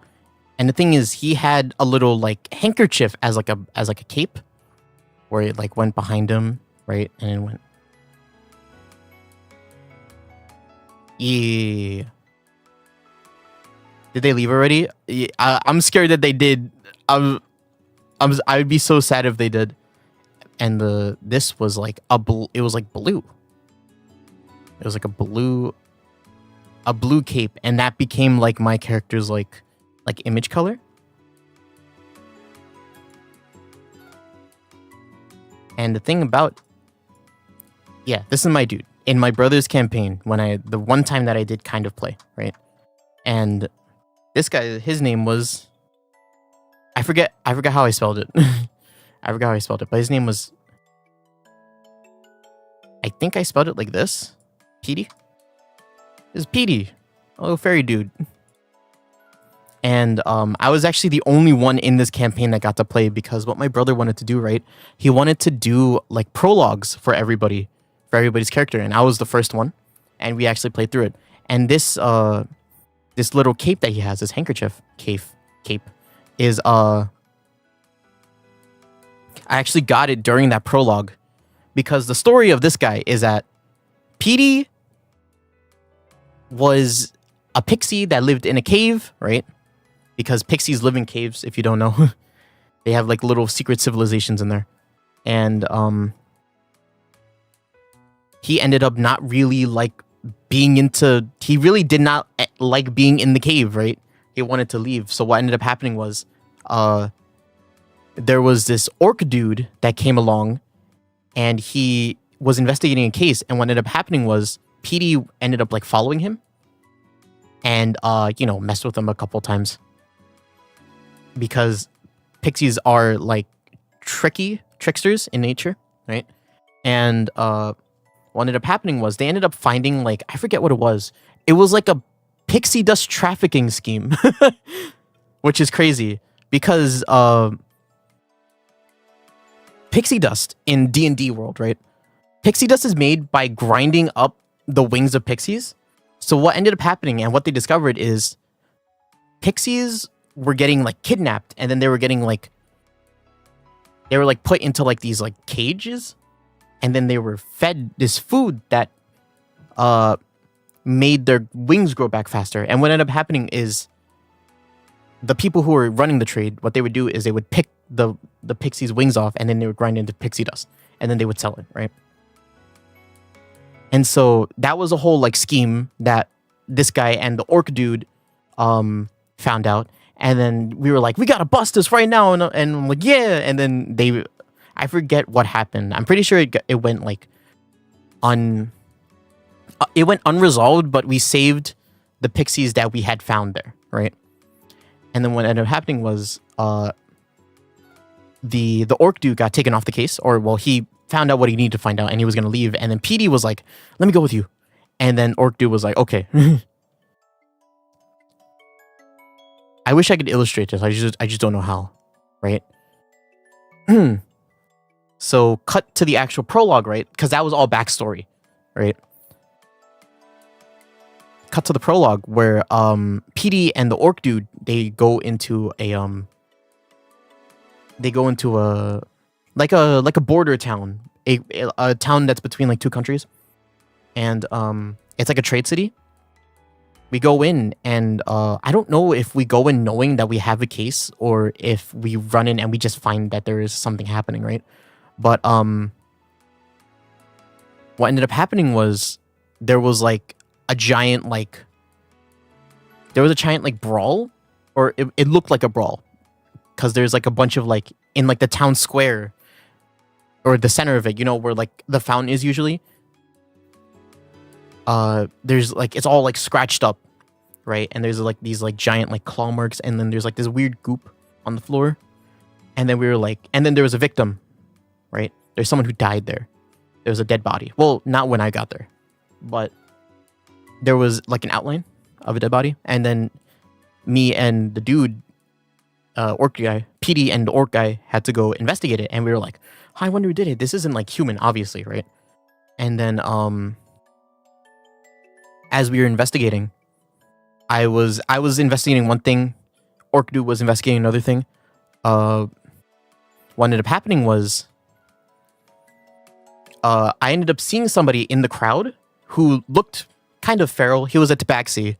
A tabaxi, if you don't know, is a cat that can walk on two legs, right? Like a cat person, right? And I was like, that's weird. I'm going to go talk to him. And then I go up and talk to him. And he's like, no, leave me alone, kid. I'm fine. And I'm like, no, this is not okay. And then he started running, and then I started chasing after him. This was really exciting because because in my head you just like, because the streets were still kind of crowded outside of the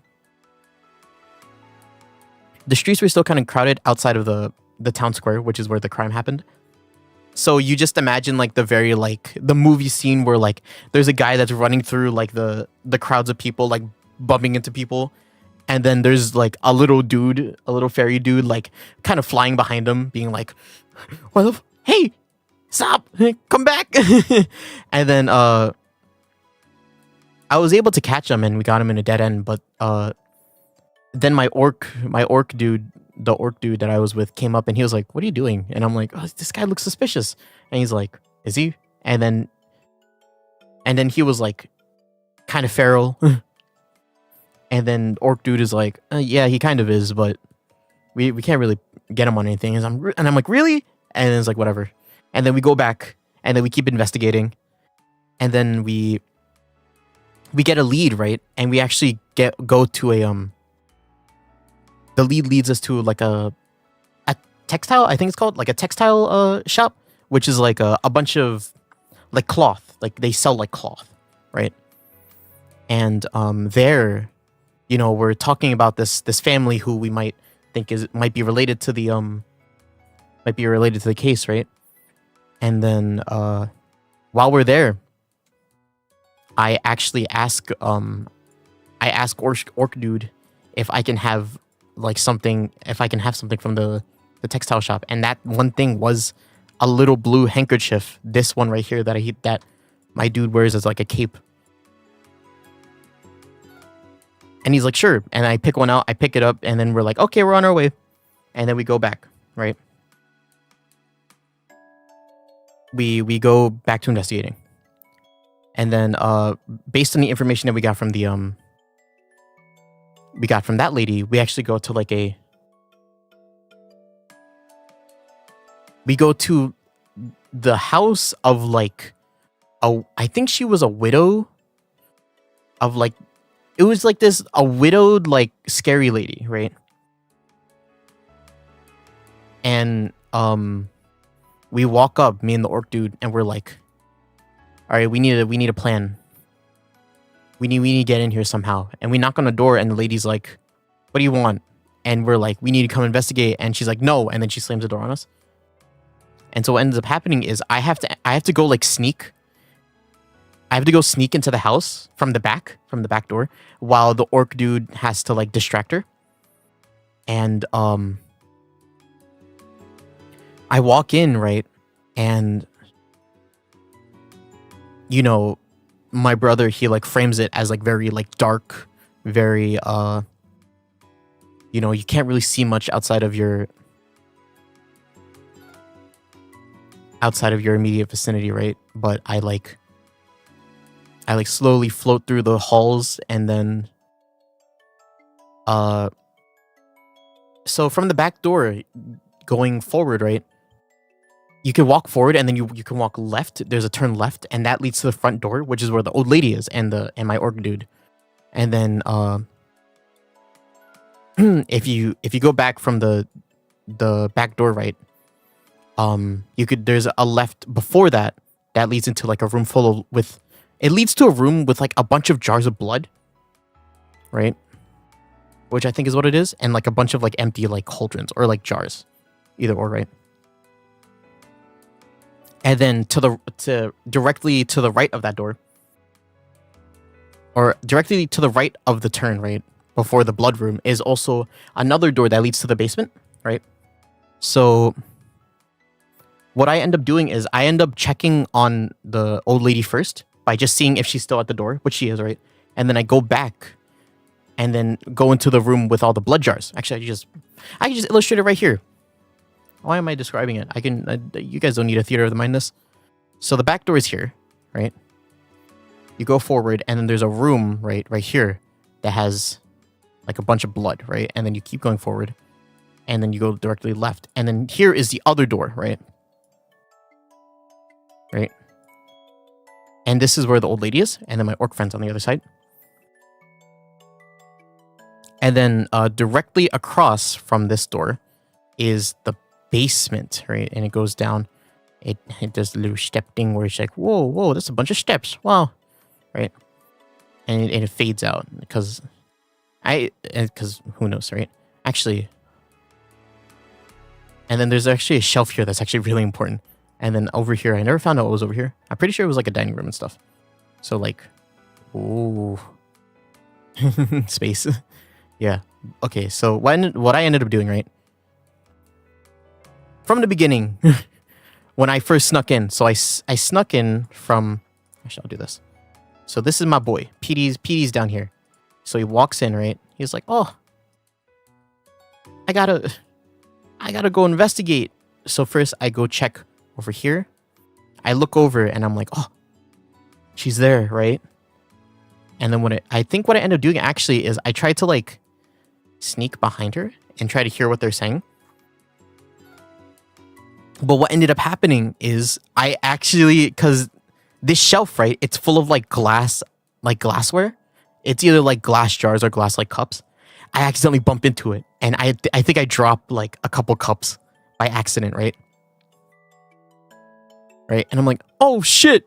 And then the old lady is like, who is there in my house? And then she immediately starts like walking towards us. And I'm like, oh shit. And I go back. Oh God, what am I gonna do? Oh, what do I do? And I actually go into the blood room, right? Right. And in here, there's like I said, there's like empty cauldrons or like empty jars, right? And what I end up doing is I like hide in them, and I'm like, oh shit, she's gonna kill me. Oh my gosh, she's gonna kill me. Right, and you can hear like the old lady like walking down the you can hear her walking down the aisle. Hold on. Like she's like, oh, who was that? Oh, I dropped my cup. Oh, and then you you hear her walk down here, and it's like, are you in here? Right, and I'm like, oh fuck, she's gonna find me, and she didn't. Right, she walks back. She's like, why are you still at my door? And my orc dude's like, I just got questions, man. And then, I'm like, oh, whew, that was close. All right, back to investigating, right? Oh, back to investigating. So I'm like, I haven't gone down and checked this basement yet. Let's go down to the basement. So I go down the basement, right? And here, I'll illustrate this too. In the basement, from what I remember, it's very dimly lit, right? It's a very dimly lit room.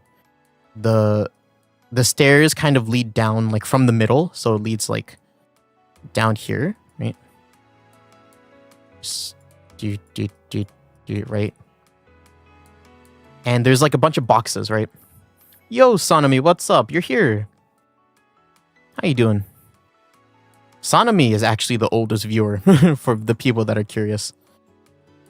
Older than Ambrosia. I met Sonomi before Ambrosia. And then Ambrosia joined, and then I saw a beautiful friendship bloom. But yeah, this is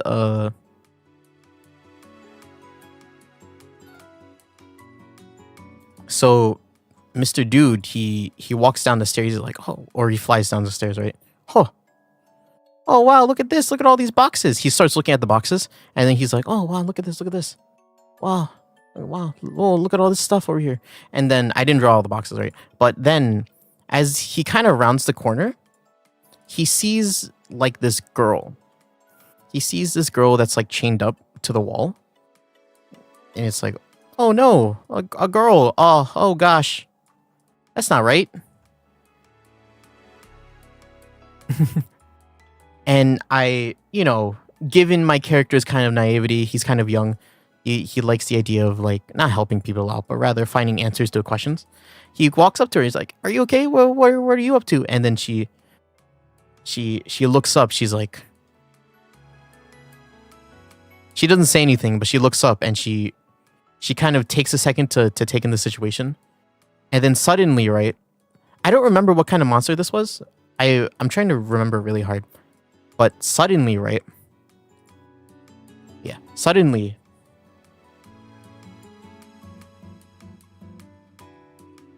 This like tentacle comes out and it grabs my dude, right? And I'm like, oh shit, right?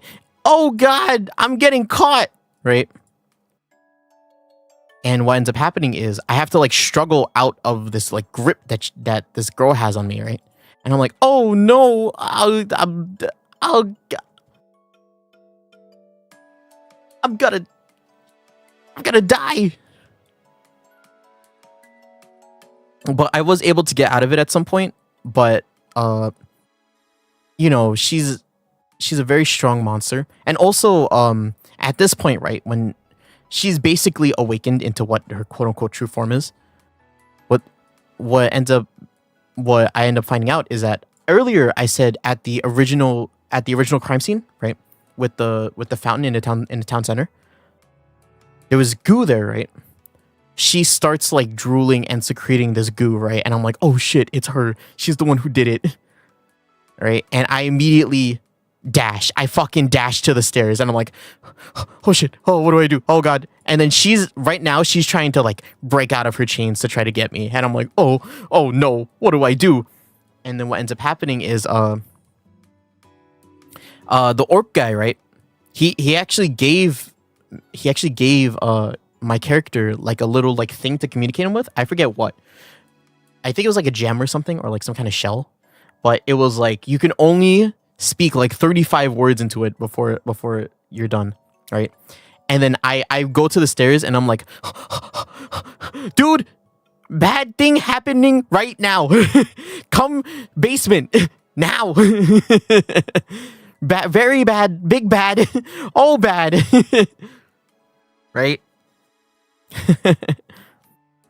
And then the orc dude, he ends up busting through the old lady, and he's like, what's happening? Right? And then we enter into like this kind of combat, kind of escape sequence, right? Because the old lady actually came down with him too, right? And what ends up happening is the old lady, right? The old lady ends up like ends up trying to go to the girl, and we tried to save her, right?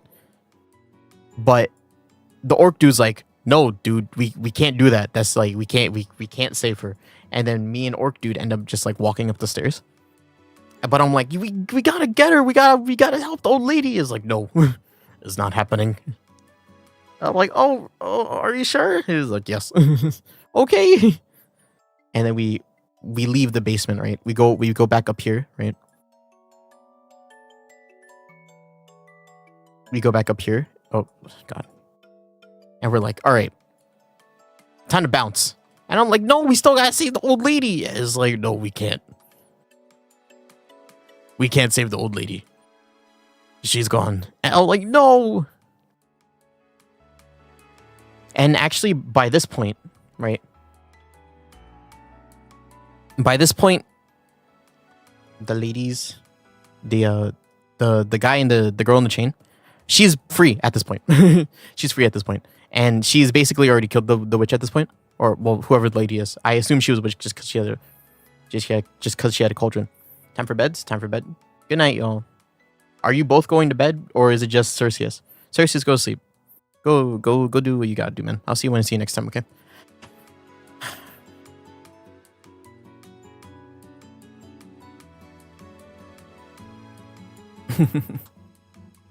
But yeah, me and orc dude ended up leaving, and we're like, oh, we gotta save her. But no, the girl in the chain is already freed at this point, and she's basically, I think we assumed that she killed the old lady in the.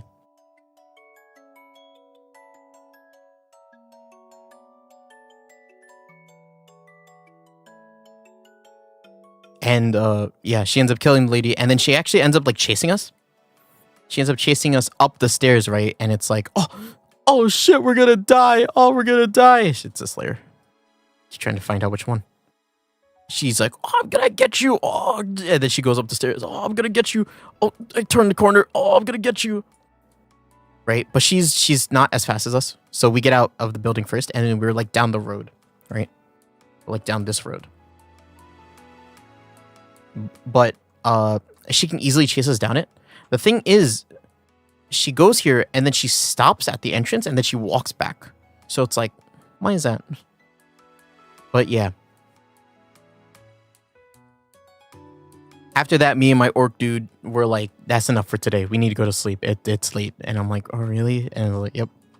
All right. And then we go to a tavern. I tried to hear something about, or I tried to make some shit up about like the tavern that we're staying at. Like, oh, they're like, there's a secret gambling ring here, right? But my orc dude like brushes that off and then we just go to sleep. I take like a bath and we go to sleep. And then we wake up and my orc dude, he's like, yo, PD, I got a mission for you. And I'm like, whoa, a mission for me? Yeah. And then he's like, follow me. And I follow him, right? And he takes me to this wagon, right? And he's like, all right, PD, this is where we split. And I'm like, what? Split? He's like, yes. You have to go and tell the coalition of detectives. I forget what they're called, like the agency. That something big is happening and we need to stop it. And I'm like, what about you? And he's like, I can't go with you. I have some other things to deal with. And P's like, are you sure you don't? I really rather not leave you, right? And he's like, no, just go. And I'm like, okay. Well, it was more dramatic than that, right? But PD very sadly enters the wagon, and then he's off to go meet with the detective agency or coalition about the things that are happening, right? In the Trade City, right? Especially this incident in particular, right? Because something happened and it's like lore related that I never learned. But this is important, right? And that was the end of my campaign. It was very fun. It actually took the span of like 2 days, right? Because because my brother spilled like water on his keyboard in the middle of the first session, so we had to stop it. And then we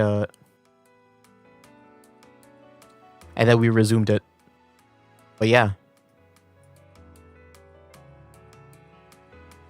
And that was the only time I ever legitimately got to kind of play D&D with PD, the boy. I guess I never told you what he is. PD is he's interesting because he's actually a homebrew class, and I brought this up a bit, right? But I keep saying detective, right? The homebrew class is detective. He is a pixie detective. And I'll tell you what.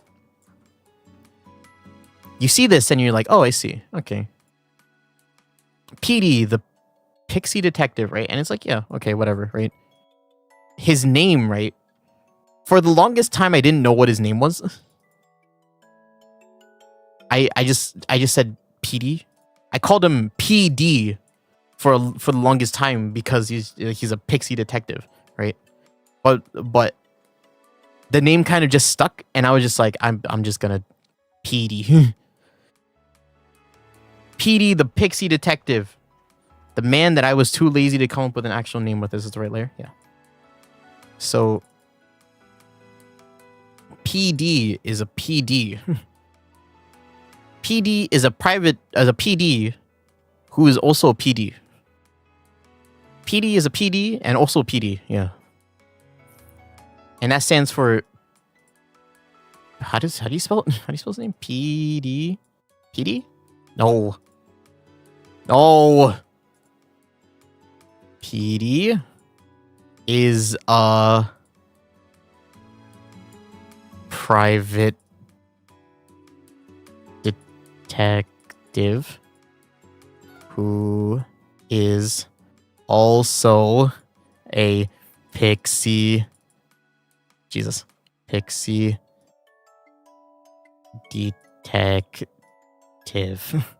There you go. Mouse writing. PD is a PD and a PD. And yeah. I do love my boy. I miss him every day, but it's okay. I had fun with him while it lasted. My brother decided not to continue the campaign, mainly because I don't know why. But it's starting to look like if the boys ever want to do D&D, it looks like I'm gonna have to DM, which it's kind of a pain, but you know, you gotta do what you gotta do, you know, if you want to do it. But yeah,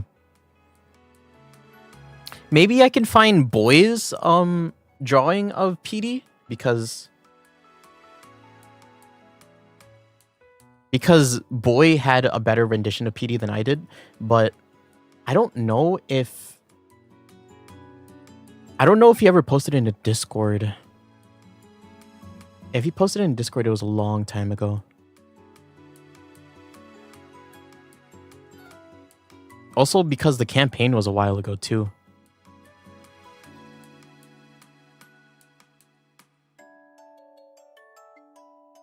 PD. Where is PD? PD. Oh, he's here. This is him. He did upload it. Hold up. Let me save this real quick. Boy, for the peeps who don't know, is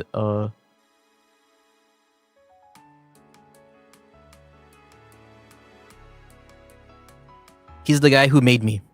Like the guy who's talking right now. Hi. He's not my dad, but blah. Did you see that? My model. He made that. Let me see. Where am I saving this? I guess it goes in Earths. Edie. Alright, gamers, just give me 1 second while I load this up.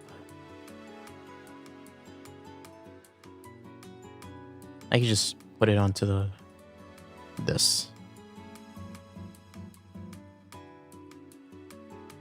It is a sketchbook drawing, but wow.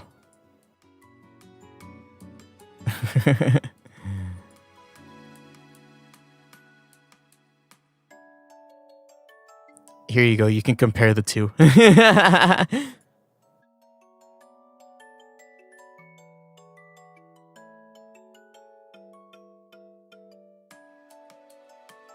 Yeah. This or that? I don't know which one you prefer. I don't know. Mine's pretty good. But yeah. Man. It was fun. It was fun while it lasted. Maybe I'll do something like that. I don't know. It's just a bunch of time. Well, it depends on if I have time or not. My time is really dependent on people, just if people are asking me for help or not nowadays, so who knows. But yeah. That was D&D. A little rundown, little short stint of my time in D&D land. I didn't even mean to talk about D&D for that long. I wanted to talk about other things, like my surgery. Let's talk about surgery stuff. I brought this up at the end of my last stream, and I don't know if people remember this incident very well, but during the last stream, I had a little incident at the start where I had to get, or I missed a call that I ended up missing, right? That call is related to this. To my, well, it is a surgery. It's more of a procedure than a surgery, but both words mean the same thing. A knife met my skin at some point. Right? Or something happened in my body that changed, right?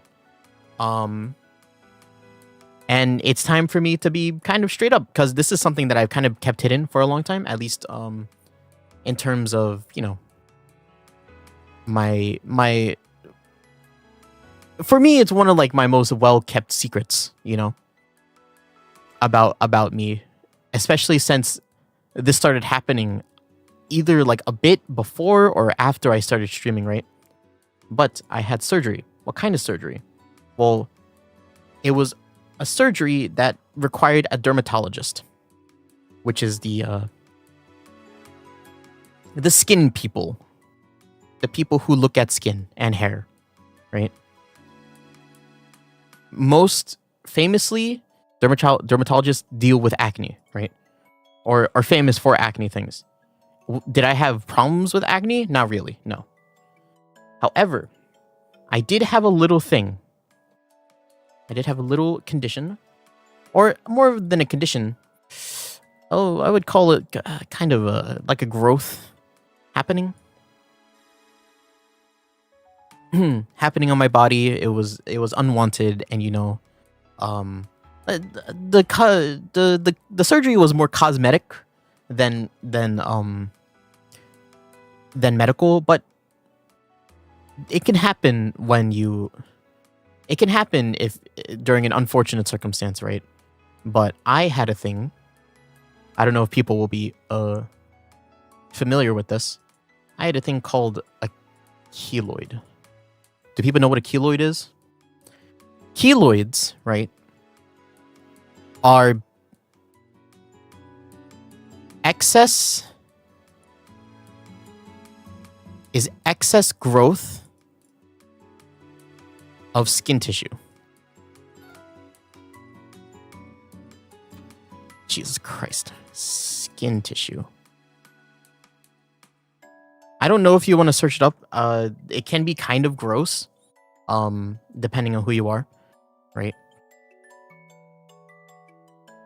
Yeah. Keloids are an excess growth of skin tissue. Or more than skin tissue.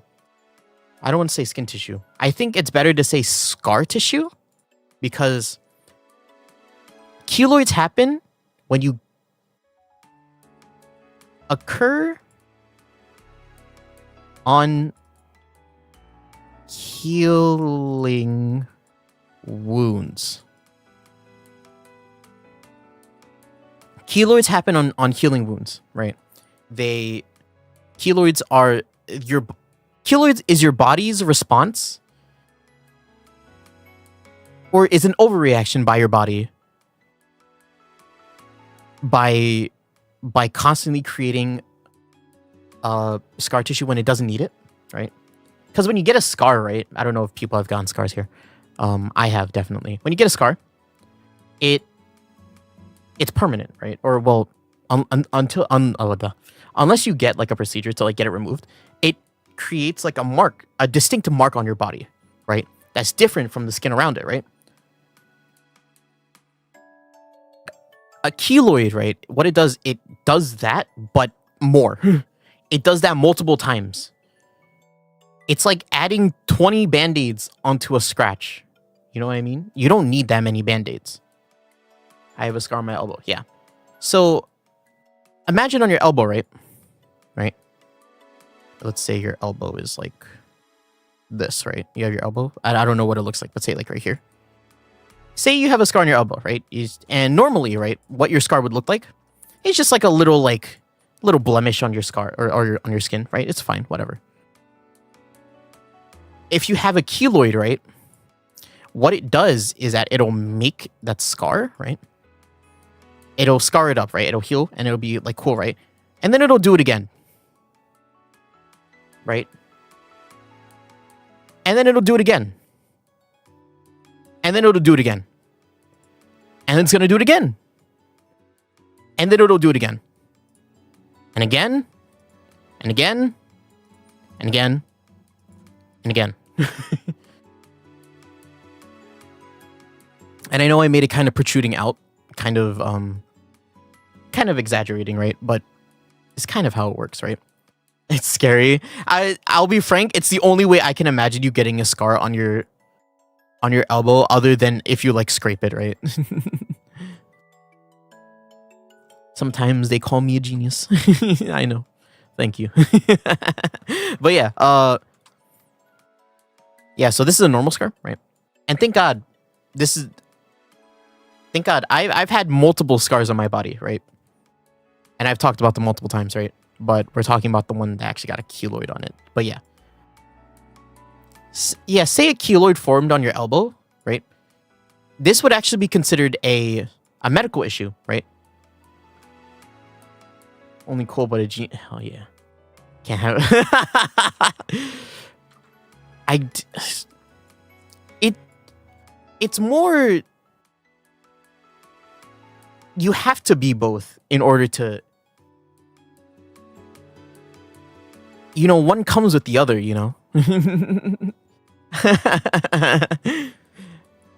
In order to be cool, you have to be a genius. And even if I'm not at times, you let it go because I'm still cool, right? If you're cool, you're a genius. That's just how it works. But yeah. Yeah, so if you have a scar here, right, and it forms a keloid, it would actually be considered a medical issue because it is a keloid that is inhibiting some kind of movement in your body, or it's inhibiting something in your body, right? In this case, your joint, you wouldn't be able to move your elbow like as good, right? So they would count this as a medical issue. Mine wasn't. Mine would be counted as a cosmetic issue, even though the reason for a keloid will always be medical, right? It is something that your body is doing that you don't want it to do, right? Right.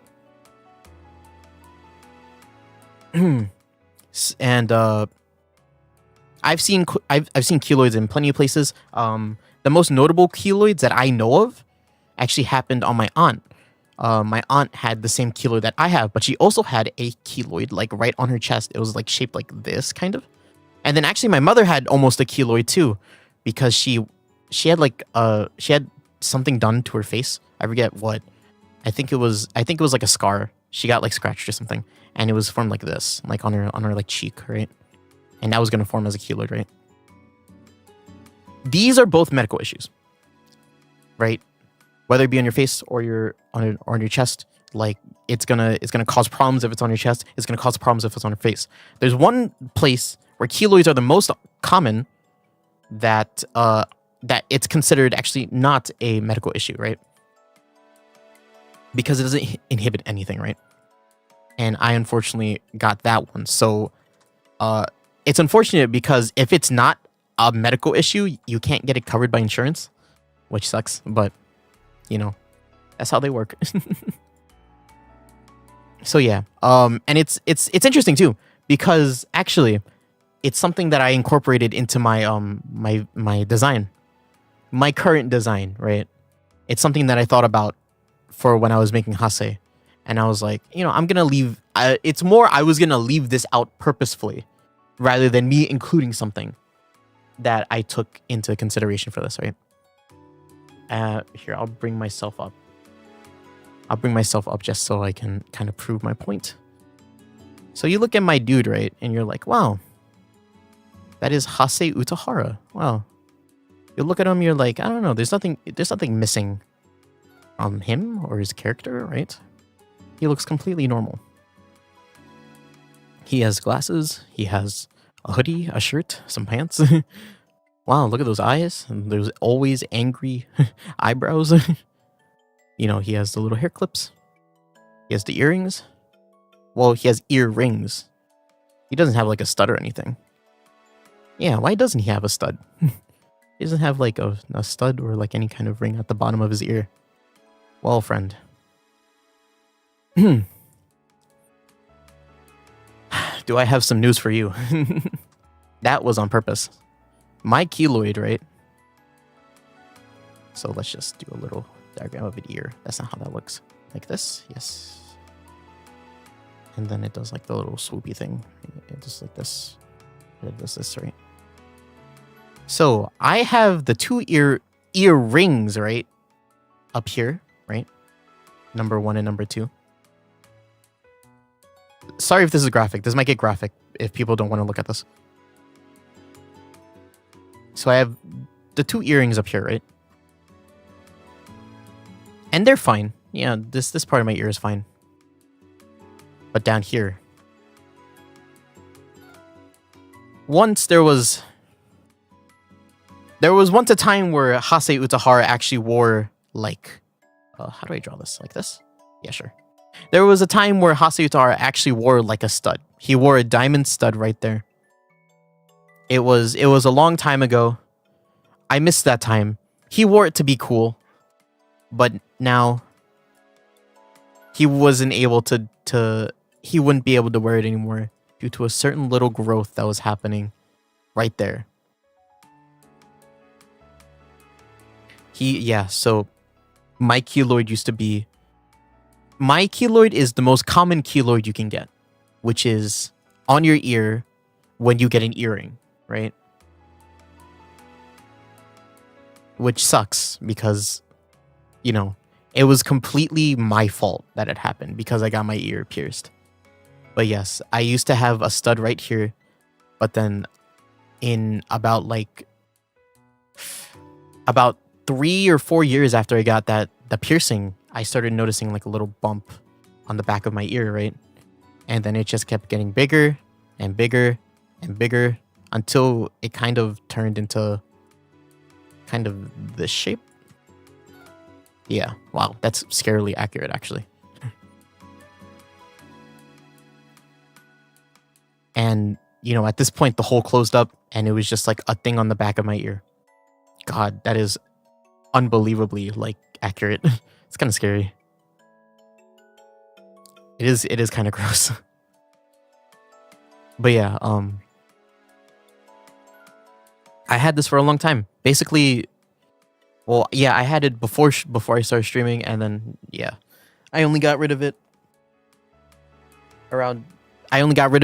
actually, when was the surgery? Like 2 weeks ago, I would say.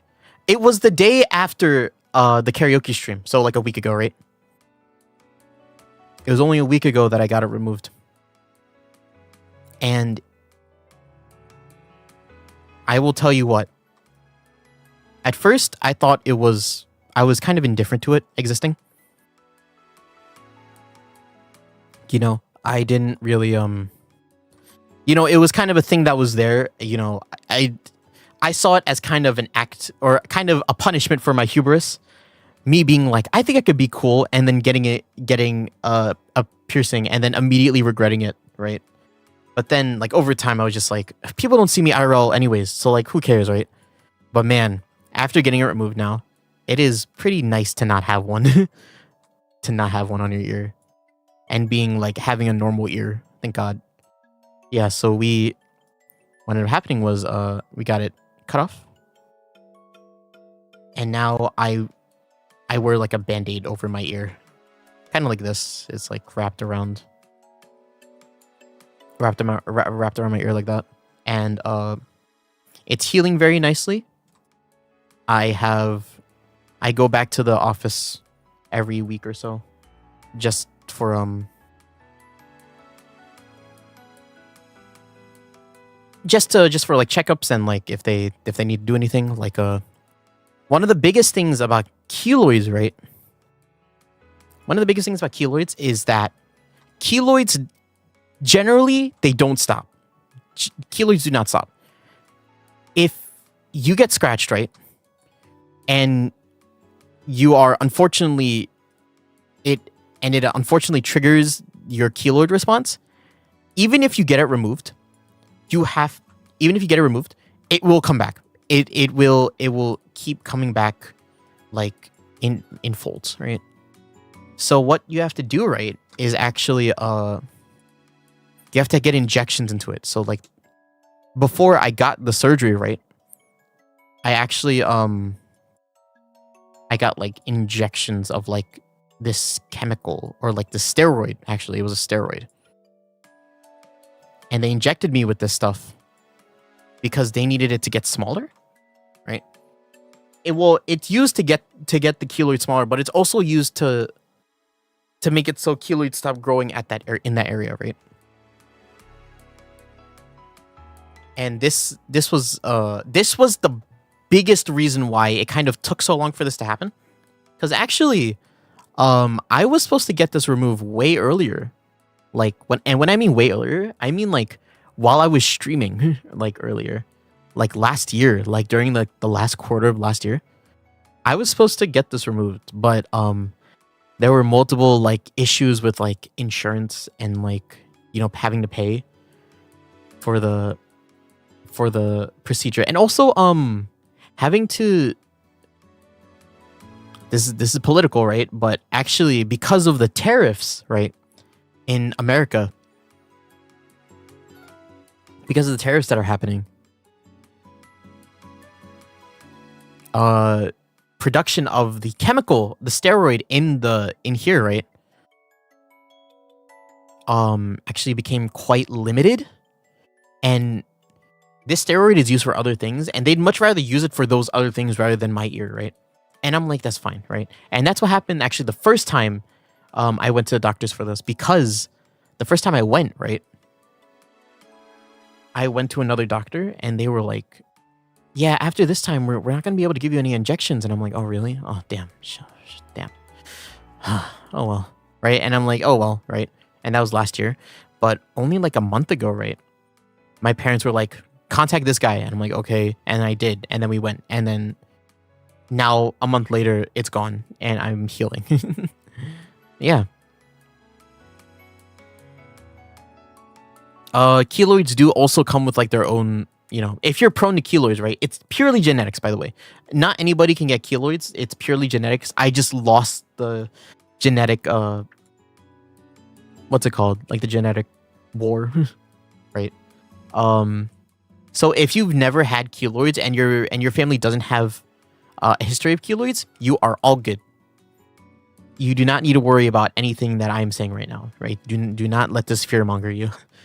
It is just, this is for me personally, which sucks, but you know, we live life the way we need to. But yeah, so yeah, if you've ever wondered why I didn't have like an earring or a stud down here, or just assumed that it was kind of a cosmetic reason, not really. It was more of an homage. It was more of an homage to my actual can't wear earrings, right? Because of my little condition. But yeah, you know, and keloids, they come with like their own like a set of consequences too. The biggest thing that I like read, right, when it comes to keloids, can't get tattoos. Tattoos are a big no-no for keloid havers. So I will never be able to get a tattoo. Not that I was planning to in any sense, really, but it's just, tattoos are just something that, you know, tattoos are a process where you're constantly stabbing your skin and injecting ink, right? That leaves millions of opportunities to get a keloid, right? So I'm just not able to. It's unfortunate, but sometimes it just happens, right? Yeah. That was very, very,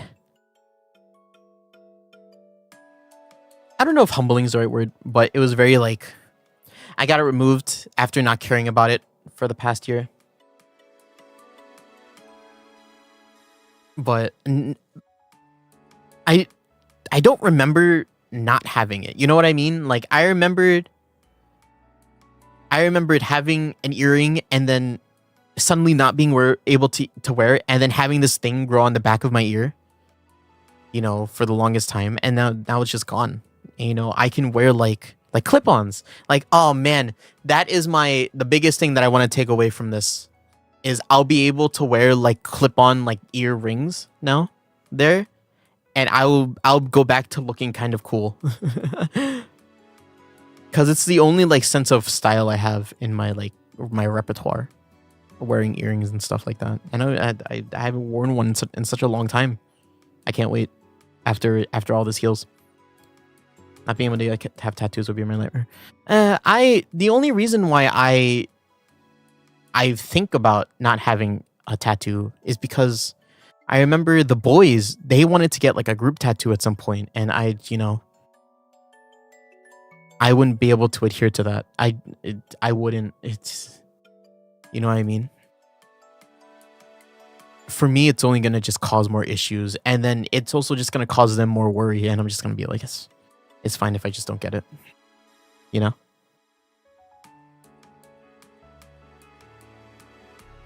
So, yeah.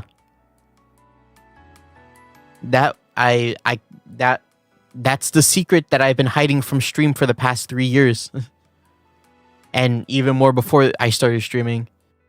as like an online presence, is that I had a keloid for the longest time on my ear, and there's homages to it. There's little stints of me talking, kind of alluding to it, but now it's gone. And hopefully it'll be gone forever. Or at least I know it will be. At least here. No more piercings for me though. No more piercings. No more piercings, no tattoos.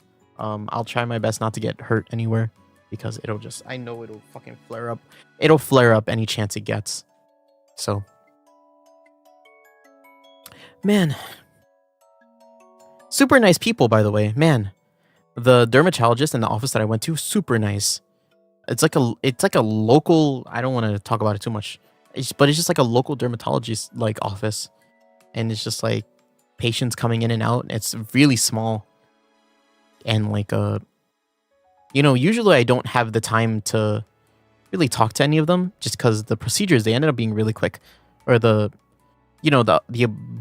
meets end up being really quick, because we walk in, we inject the thing, we get out, right? But during the actual procedure, right, I had to sit in that. I sat in a chair with my head turned for like 30 to 45 minutes. So I was sitting there talking to whoever the nurse was that was holding my ear, and we were just talking about things. It was really funny, because the only reason why it took that long, right, is because they injected it, right? They injected it with either a steroid or a numbing thing, right? And then they cut it off at some point, right? They cut it off. I didn't feel it. I didn't feel them cutting it off, but they did, right? And then they started like pushing down on my ear, right? They started like pinching it, like right here. And I'm like, okay, I guess if you need to. And then for a while, I was wondering why they were doing that. And then they told me it was because I kept bleeding. Like blood kept flowing out of the wound no matter what, right? And I was like, oh, okay. That's fine. Yeah. And it was, I'm okay with blood. Like I'm not like too, like if I get like cut by accident, it's like whatever, right? But it's kind of strange when you smell blood. Smelling blood is kind of its own thing. Because I definitely smelled blood at some point, and I was like, uh-oh, whoa, that is blood, right? And it does make me kind of, ugh, right? It's kind of like when I get my blood taken at like a checkup. They're like, you gotta take it, and I'm like, okay. And then it's just like, take my blood. They're taking it. You're taking so much of my blood. Why? But yeah, and I was able to talk to them. I was able to talk to them about my life, and and how one of the nurses was actually younger than me. Oh my god. She was talking to me, and I was like, and I started talking to her about her her because she works there, right? So I'm like, are you a graduate, or are you what's happening? And like, no, I'm still in college. And I'm like, wow, really? And then she said it, and I was like, oh shit, you're younger than me. Oh my god, you're working here, you're younger than me. oh that's what I was like to her. I was like, oh jeez, I can't believe that. Because it's just like doctors, you always hear about how being a doctor takes such a long time with like med school and stuff like that. And then she's here, she's still basically in like the first like quarter of her like getting her doctors, right? And she's younger than me. Oh my god. Meeting anybody who's younger than me and like doing something else with their life will always be like a wow.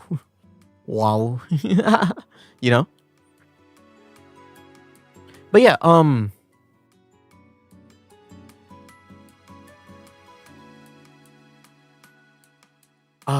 I guess let's pivot. We can kind of pivot this into the next topic, because I'll be so fucking frank. I don't know if how comfortable people will be with this conversation, but I seriously need to I've run into this situation so many times recently that I just need to talk about it with somebody because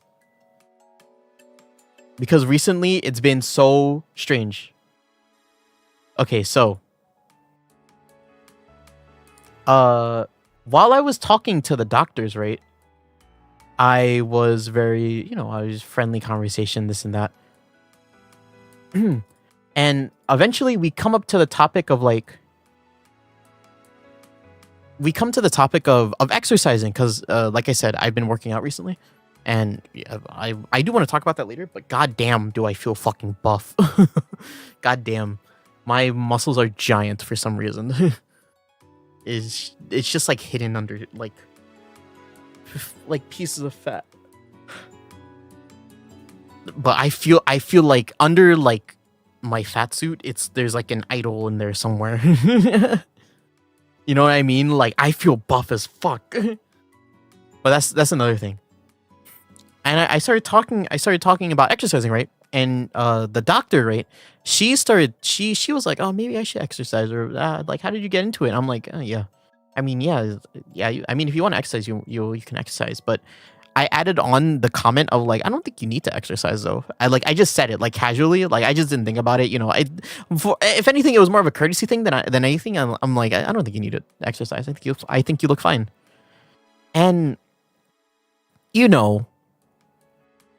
I didn't really think much on the comment.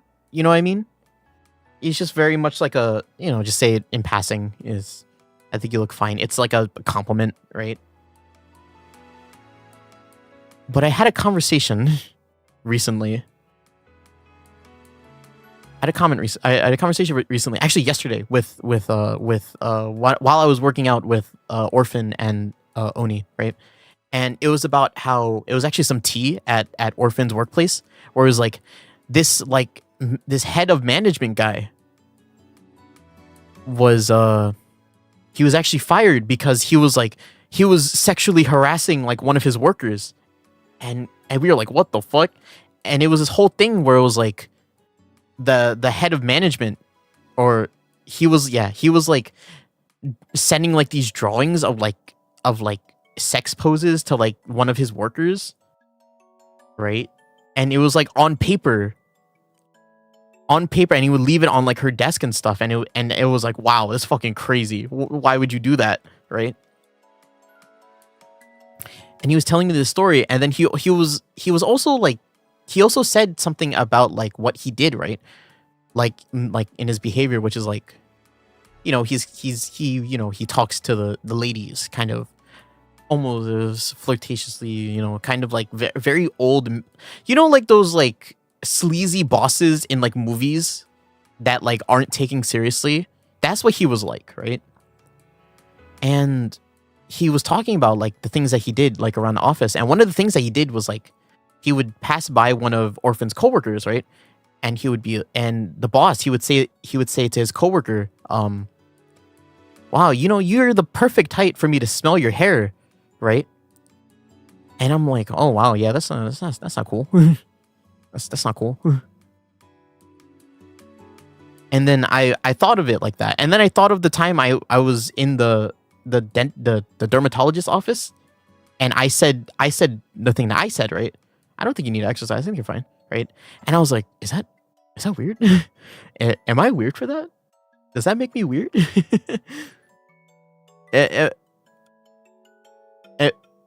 I just, because the thing is, right, after he said the hair thing, right, the coworker, she was just like, oh, thank God I took a shower today, right? Like in passing, but like, yeah, in fucking, in context, yeah, it's weird. It's weird. And then I think about what I said, and I'm like, oh, is that weird? I didn't think it was weird. Is that weird? Is what I said weird? I didn't mean anything by it other than being a compliment. But I guess if people don't want, I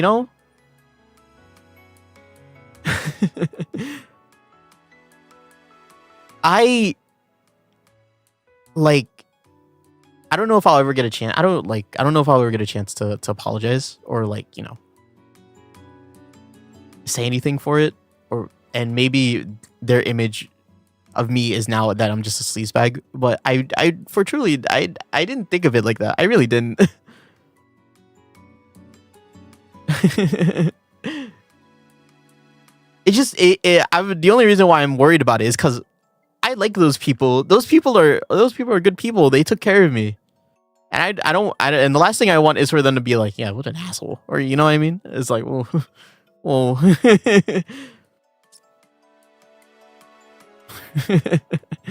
Gosh. Like, I'll say I'm sorry, but shit. I didn't mean that. I really didn't. I didn't mean it that way. I really didn't. But yeah, I just want to talk about it. Just because it's funny how these incidents lined up. And then another thing happened. All right. Another thing happened where it's like, yeah, maybe I am weird. Am I a weirdo? I might be weird. And this one is definitely borderline, like 18 plus. So cover your ears, children, please. But it also isn't. Kind of? No. But recently I went to a musical. I actually went to go see a musical. Oh my god, my internet, man. Internet. There you go. I went to go see a musical recently. It was a good musical. I'm not going to say what it is because I don't know how doxy it is if I do say it. But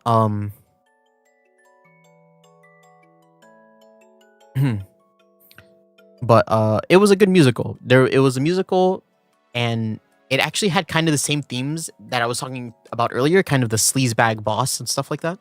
And you know, I'm enjoying the musical. The singers are really good. I'm sitting there and I'm like, oh, this is nice. It's all nice and good, having a fun time. And then intermission starts, right? And I'm like, okay, I'm talking to my brother about, like, you know, what's happened so far. You know, I like the singing. He probably likes the singing too. And you know, we're just gonna chill until next act, right? And then the next act happens, right? The next act starts, and all the cast have changed, like, costumes, right? Because it's like the next day, right? Constantly changing outfits because the cast and the story, they work in an office, right? So they're in a new outfit, right? And I'm like, okay, cool, that's cool. So I'm like looking at all the outfits that they changed into. I'm like, oh, that's nice. Oh, look at that. Oh, oh, that's cute. That's a cute outfit. I like that one. Oh, that guy's cool. Look at him. Right? And then you get to one of the main characters of the show, right? And I'm like looking at her, like, dress, right? And I'm like, oh, it's nice. It's cool. It's all good. I'm looking, like, I'm starting from the bottom up. I'm like, oh, that's nice. Shoes. Cool shoes. Right? I'm looking out. Oh, that's nice. That's nice. And then you get to her bust, right? And on her left breast, like, it's in the dress, right? But, like, you just see, like, a little, like, dot. And I'm like, uh-oh. Oh. That's not right. And I'm like, what? That's not right. I'm not going to illustrate it, obviously. And then, you know, as the rest of her outfit's fine, I'm like, oh, it's a cute outfit. It's like pink and stuff. I'm like, cool. But you just see that, like, what's the opposite of an indent?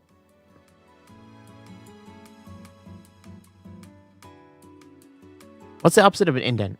Like a outdent. And I was like, oh, that's there. Hopefully people know what I'm implying by saying this. And I'm like, yep, that's there. It's definitely there. And I will say, I can't help but be just a tiny bit distracted by it. Just because, you know, me and the boys were actually sitting, like, almost in front row. Like, we're in the row behind the front row, right?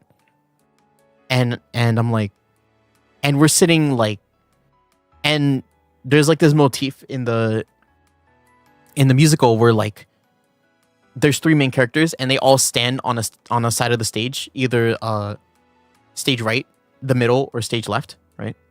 And we're right in front of stage left, I think. And that was her like spot as the main character. And I was like, oh. And it doesn't help that we're in second row and we have to look up. We have to look up at her. It wasn't great. And I was like, I found it more funny than anything, right? I was like, wow, that is there. That is there. But then I told this story to someone and they called me a pervert. Am I a pervert for that? I don't think I am. Or well, I think of it more funny than anything. You know what I mean? Like, ha ha ha. You know what I mean? You know what I mean when I say that? But also, like, you know, there's also this sense of like, I shouldn't have been distracted by it. You know what I mean? I get that there's a sense of like, you shouldn't have been distracted by it. It's a boob. Live with it, boobs. But also, like, scientifically, you should search up what an erogenous area is. You know what I mean? Like, just, you know, and then having that combined with, you know, the thought of like me fucking up by saying you don't need to exercise to somebody. I think you look fine to somebody that you like, you know, they're your doctor and you barely know them. It doesn't make you feel great. You know, I was a little bit like, you know, like, am I a bad person? Uh-oh. Like, seriously, I was so worried that I'd like straight up, you just search up what it those exist, right? I'm not just making that idea up. Like,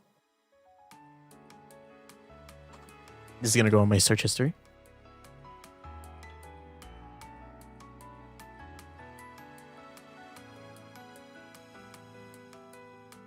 Yes, that is what they are.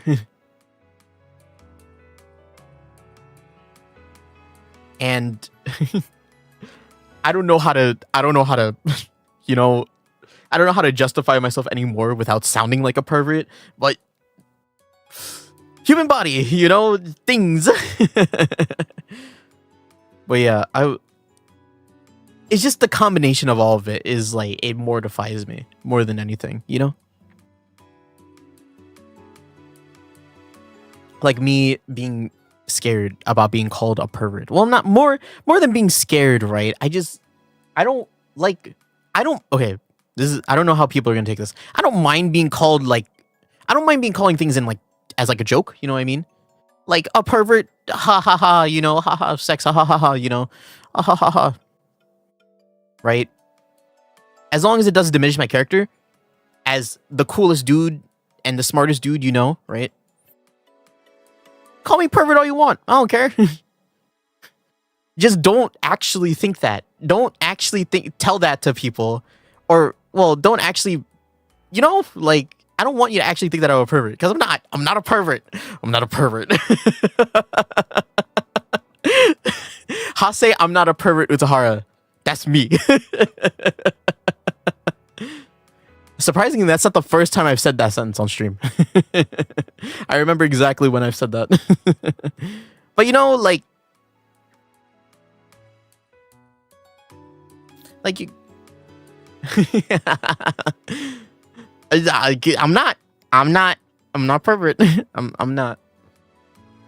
I am, if anything, I am perfectly healthy. Is that's where my hands are up, you know? You caught me. I'm taking care of my body. Thank you. I appreciate it. But yeah. I need to say that because I'll be frank, I've been holding that in for a while and I was just like, I'm not a pervert. Not a pervert. I'm not a pervert. I'm not weird. I'm not a pervert. I'm not any of those things. I am a normal dude. I'm a normal dude with common courtesy on the forefront of my mind when I see people. Not, can I sleep with them? That's goon behavior. I am not that. Good. All right. Enough of that.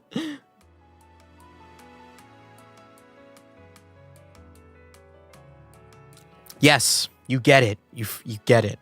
I hate cute. Cute sucks. Cute are the things that I like. You think I like me?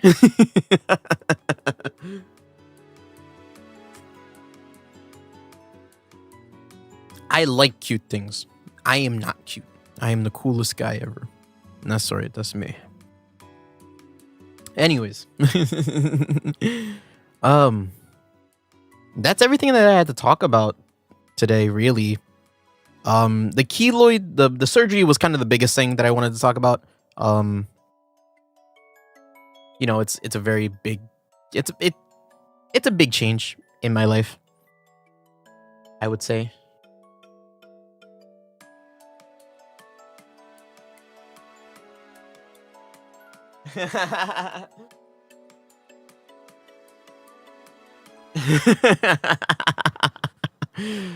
Sometimes you know, people can't hear it very well, so I need to say it differently.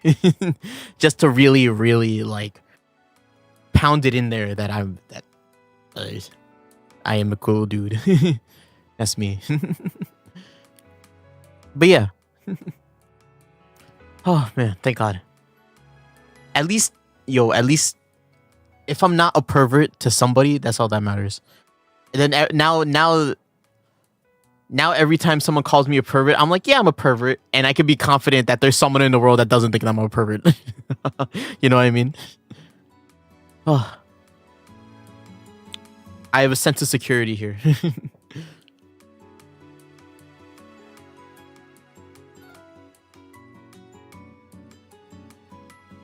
Because God, I don't. Thank you. Thank God. Thank you. Fine. I'm a normal dude. I'm a normal dude. Oh, thank God. Someone said it. That's my nightmare. But yeah,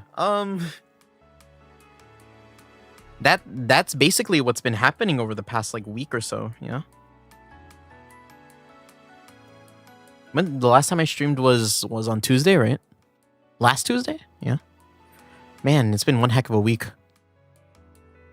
I did get paid. I talked about that earlier. I got paid again to do my cousin's work.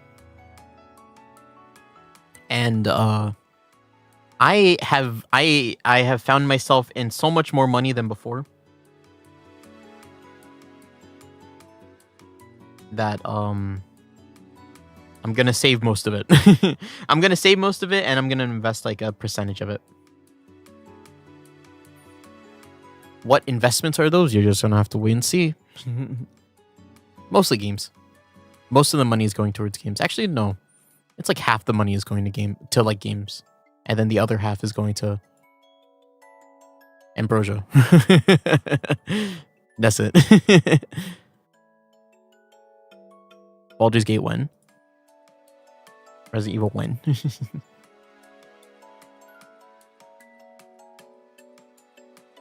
Don't give me... I have to. That's how business transactions work. Oh, wait. There's a few games that are free on Steam right now. I'm going to go grab them real quick. Demo. Ishonara. Alright, add that. Cool. The Rebirth Tale of Broken Horn Demon Lord Alice. Is this a porn game? Why is there a porn game popping up on my Steam? I made it so I don't get 18 plus games on my stream. Or on my Steam. I signed it, right? I put the fucking thing on it. Steam?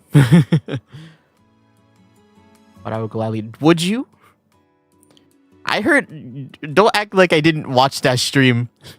I watched that stream. I said hi back to you when you said hi, and I also heard every time you were like, I don't want to do this.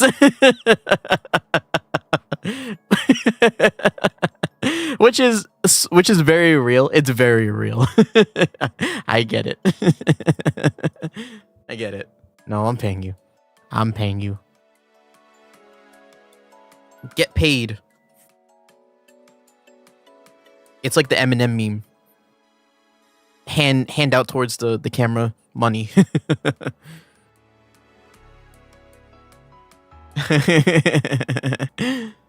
I believe that. I believe it. Don't get me wrong. It's just I get it. You don't want to work with me. That's fine. I hear that a lot.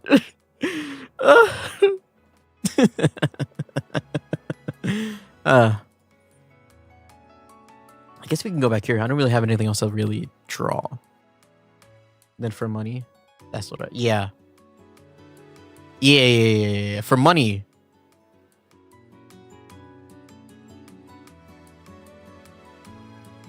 Money. Money's good. That's why I give you. So, do you want that? Do you want that? You probably do. I just don't play the song. Oh, it's gonna play a song. I accidentally opened something that's gonna play a song. Cool. Oh my god. I had my desktop audio on, so that was scary. Yeah, you probably do want that, but I'm not gonna do it. Oh no, it's gonna play another song. My thing. But who doesn't? That's also true. Both true statements. Statements that can coincide with one another. You're getting paid. I'm paying you. There's no like no other like stipulation to this. I'm paying you for what you're doing. We made terms. As soon as I put in a request and I told you what you want, I told you what I want. Money. That's a transaction. You're actively downloading. Ah, really? That's fun. Yeah. Do you gotta do, man. There's no rush. There's no rush to it. I didn't give you like a deadline or anything, right? All good. It's all good. I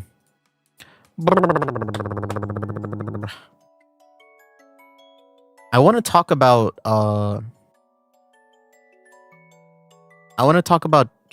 stream. What, so you can get paid? I get it, man. I get it. Everyone wants a piece of this wallet. Ever since I got paid, people ask me left and right for money. I get it.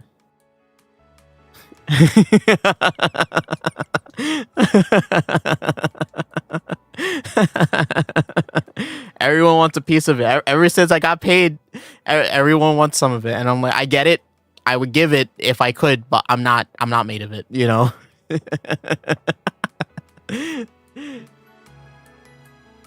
I got it. I get you. I get it. Oh, I get it. Oh man, Skylanders. Man, I don't want to talk about Skylanders, but it's been coming up on my feed so much.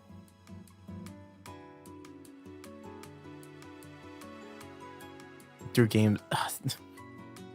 The thing is, right, I was gonna say, because this is how, because in the Utaite space, like the singer space, the thing about commissions, right, and if you commission somebody, is that what happens in the Utaite space is that you get money for commissioning, right, or from getting a commission. You do the commission, you give it to them, right, and then what happens is that money that you got from the commission goes back into like someone else's commissions, or they commission you back, and it's like, okay, concentrative money, right?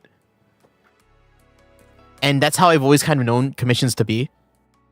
The thing is, I don't have commissions, right? Or well, I technically do. I guess I just don't. They're not as I wouldn't consider them as valuable as like, you know, art commissions or like mixing commissions or animating commissions, right? But like, you know, I don't have them, right? So if you give me money to pay for a game, right? I can't I can't keep the economy running. You know what I mean? Like, I can't give you back that money for another piece because it's gonna be in the form of a video game. Right? Okay, wait. Is my metabank still up? Oh no, it isn't. I was gonna like illustrate it. Give me 1 second. Another quick drawing again.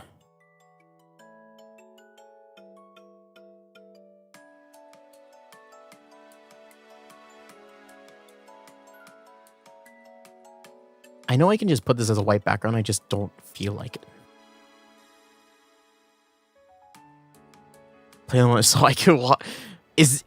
Would that be a fair trade for you? Okay, here's how I know it works. So say player 1, person 1, and then person 2, right? These people are people that are taking commissions, right? And someone starts the process by sending money over to this person and being like, make me a thing, right? Money plus picture or something like that, right? Plus picture. And it's like, okay, player 2 is going to make that picture, right? And then they make it, they send it over. They send over the picture, right? And it's like, oh,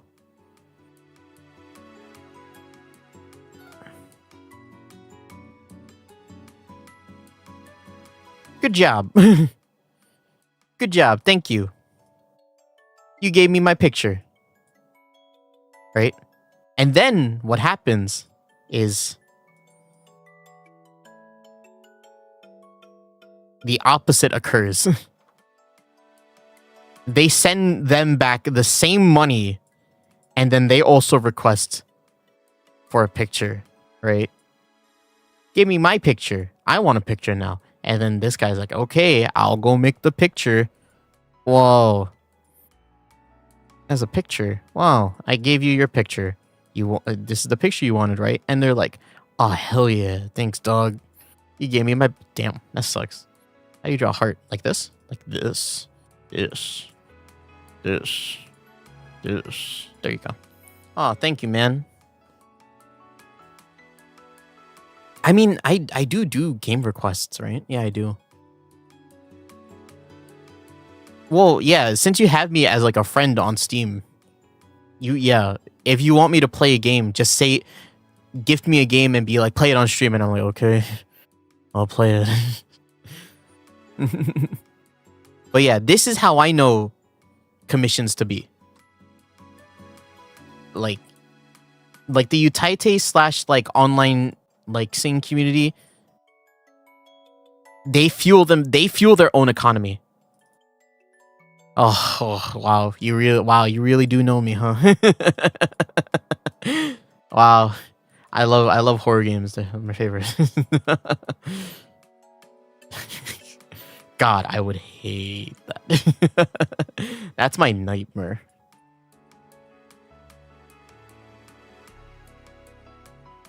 Just constant horror games instead of like, where are my mystery novels? Where are my RPGs? I'm stuck playing fucking Chilla's art. Fucking, I have to sit in this cafe for 3 hours.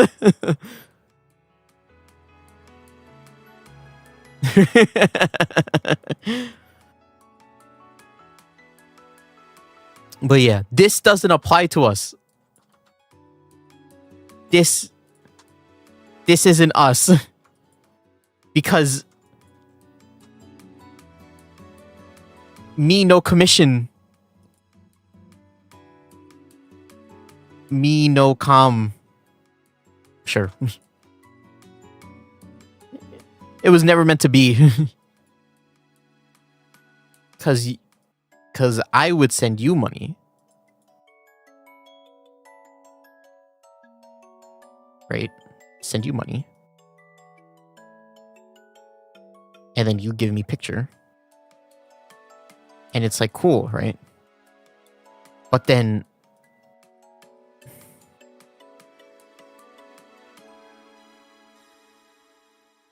Huh? Huh? Is like, whoa, shrug. You stream me Hase. I guess so. I guess in the end, it's if you're satisfied or not with it. You pay for what you want. It's just that in order for the cycle to keep going, I would have to find a way to make money from it. You know? Or make money, get money somewhere, I guess. Yeah, that's a good goal. Constantly keep the Hase Ambrosia cycle running. I am the one who makes who makes or break this business relationship.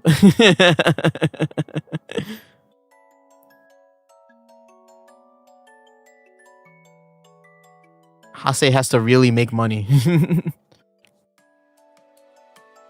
Maybe. It is a good motivator, I will say.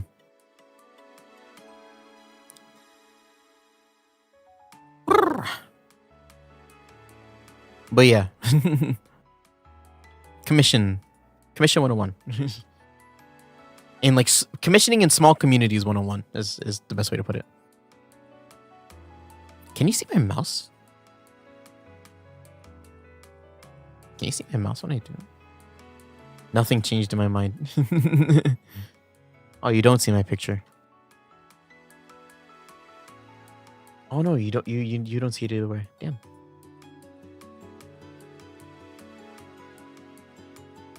No money. I gave it. No, there's a massive difference there. I'm not just gonna ask you. Who do you think I am?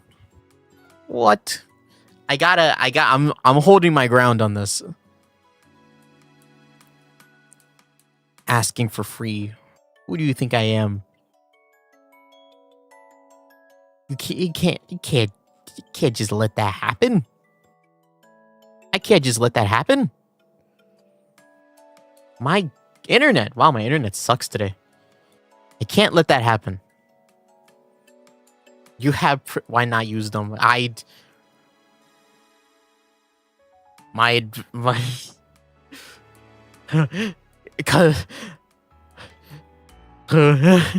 will not use them to my advantage. I will not use them. I appreciate it so much. I really do. I like being people's favorite streamers, but at the same time, I will not use that for granted.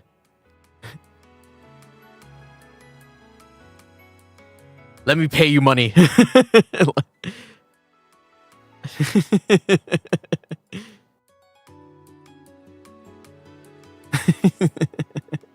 Let me pay you. If I think I said this already, but like, I'll pay you if like I'm prompted. You know what I mean?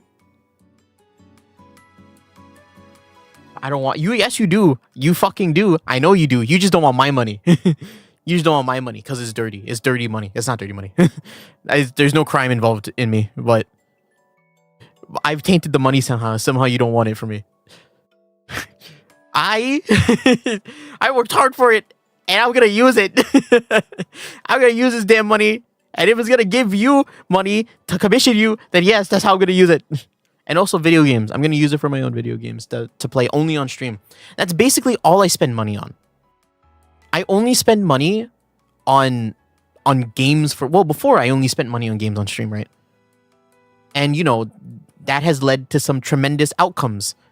IS would have never become a thing if I didn't spend money on it, right? But why spend it on me?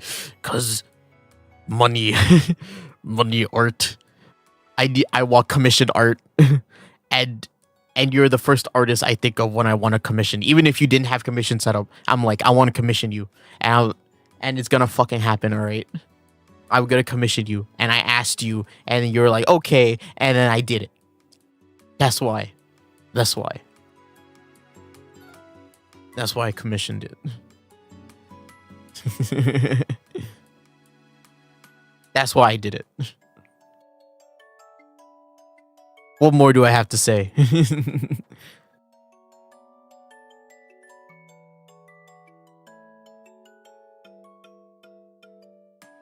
What was I gonna say? I was gonna say something. It completely slipped my mind. Oh, yeah, like money. I only spend money on those things. Actually, I spent money on a board game yesterday or the day before. It was a very fun I don't really talk about this often, but I do play a lot of board games, like outside of stream. That's basically the only games that I play, like board games. I really like board games. Topic change because I know money. Because I get the final say in this conversation. All right, this topic.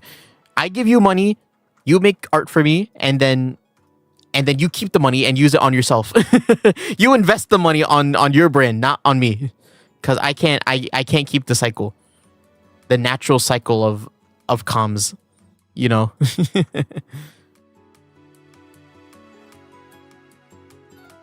Period. Point blank. Period. Topic change. Board games. You know, I've always wanted, because there's actually board games. You know what I've always wanted to do? I've always wanted to do like a murder mystery like thing on stream. Like there's a bunch of like sets of like detective stuff. What if I invest in my happiness? If that invests in your brand, then you do it. Well, yeah, you can do whatever you want with your money, is what I should say. Once it's out of my hands and in your hands, and I give you complete ownership of it, whatever you do with that money, my hands are up, right? Even if I wanted to do something, I can't, right?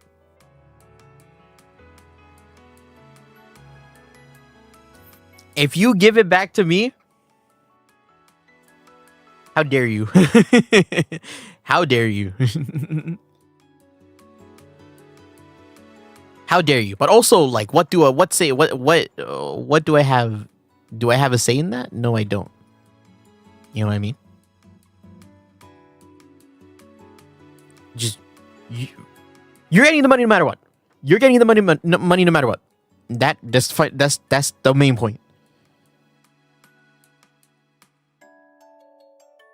Your money now.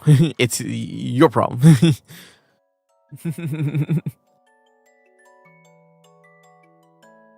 Yeah, I bought a game recently. I bought a board game recently, and I didn't think it would put me in such like a kind of, what's the right word? What's the right word? Like a rabbit hole of a hobby, but there's this board game that I got into called Root. If you search up Root board game, it'll come up. But it's like animals, animal war. An animal war game where you're like constantly like trying to fight for control over this forest, and you need to like get points to win. It is extremely in depth. I played with my brother yesterday after we were working out, and oh my god, like it is, well, at least what we've played so far, it's very like well made, at least the base game. I wish I could like just hand cam real quick just to like show it, but I was like, yeah, this is a really well made game. I wonder what people have to say about it. And then you look it up, and then there's so much shit. There's like expansions, and people are like playing it competitively, and like I'm like, for a board game, it's so strange to see a board game played competitively, other than like chess or something, right? Because it's just like, so it's a board game, you know? It's like it's kind of the it's my definition of like things not being taken too seriously.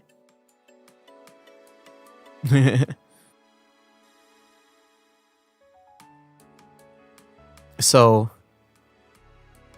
So it's like to see it like whenever I see Root being played competitively or like Warhammer too, crazy.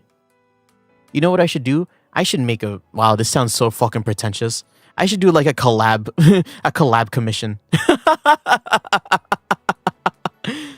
You could pay me to show up on your stream.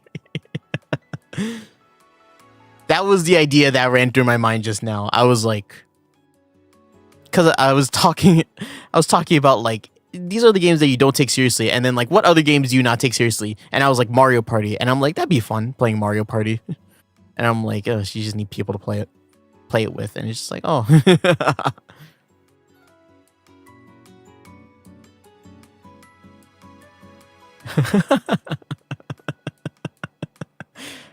That's funny. That's really funny.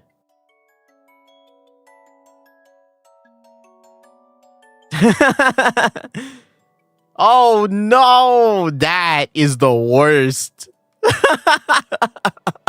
Yeah, right. You know it sucks. You know it sucks. You know as much as I do that that's the worst thing that you could ask for. No, it's super pretentious. You know what I mean? I already think I give off like this sense of like self-importance. You know what I mean? I already think I do. I wouldn't want to add on to that with collab commissions. Can you believe that? If someone wants to work with me, I'm okay. Like, just tell me, man, and I'll consider it, and I'll be like, cool, yeah, sure. Like seriously. But at the same time, man, I'd rather play League than Val. Just play a turn of return at that point, man.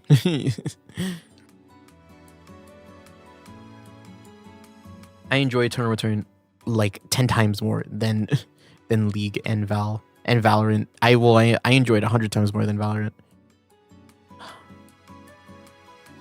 Man, games like that just stress me out. I'll never get. Oh, I kind of get it. I don't know. Valorant specifically, I guess League is. I like League better than Valorant, but like Valorant is such like a clout game. You know what I mean? Like you play it because he's playing Valorant. Let's play. It's like when Fortnite first came out. You know what I mean? Everybody was playing Fortnite, and everybody loved Fortnite, and everybody wanted to get good at Fortnite because they all wanted to be the next like ninja, right? And it's like, but do you actually have fun with the game? Well, for Fortnite, right? It was okay. I definitely wasn't good at it when I first started playing it, right? And and like even now, like I get it, it's fun, but like it's lost all of its like competitive like viableness, so no one plays it anymore. You know what I mean? Like you don't see people going into build battles, right? Or you don't see people getting hype over build battles and being like, oh yo, I just smoked this kid and I went to the fucking like the max height of the map, right? Oh, it was such a fucking crazy fight. It was crazy, right? You don't like people don't get hyped over Fortnite anymore. Ever since they killed it competitively with the fucking sword, if people remember that incident in competitive Fortnite, that was crazy. like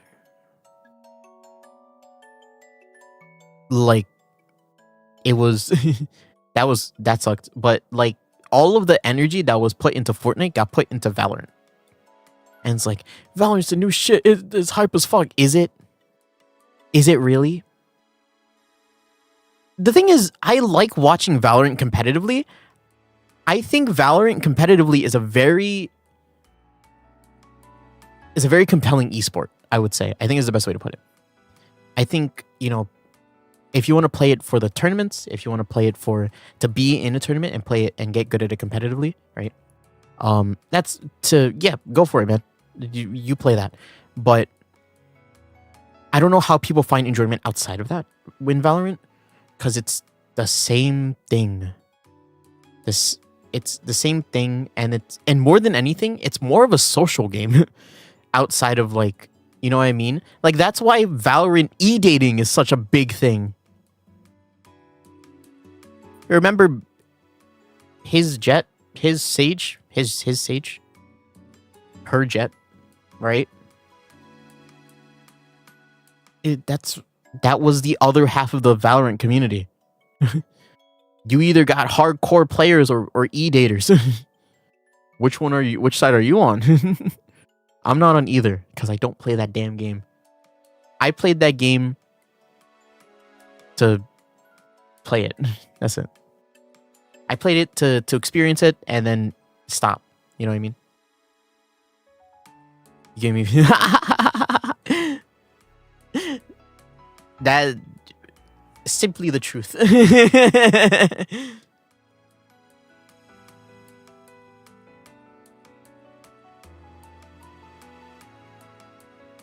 I'm just certain just observations, right? That's just how I see Valorant, and that's how it will continue to be. But yeah. Huh. You know, I was thinking about this recently. I was having a conversation with Oni and Orphan while we were working out, and I kind of got reminded, I started thinking about how I really don't have fun in like video games anymore. It's really hard for me to like sit down and enjoy a game like by myself nowadays, which sucks. Like I can't sit down and play a video game anymore. Like outside of stream, for example, like I can't do that. You know what I mean? Because everything that I play is like I want to experience this on stream, right? And that's when I can have the most fun with it. And that's true, right? But because I've associated the feeling of playing games with stream so much, I just can't enjoy it off stream anymore, which kind of sucks. And because of that, I was talking to my brother and Orphan about, because the boys, right? If you need a reminder, well, you don't need a reminder, just him,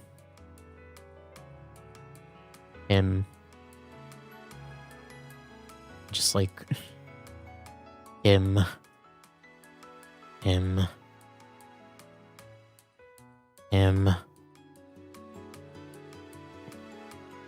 Who's that guy? And then we'll just use this for now. Yeah, it's there.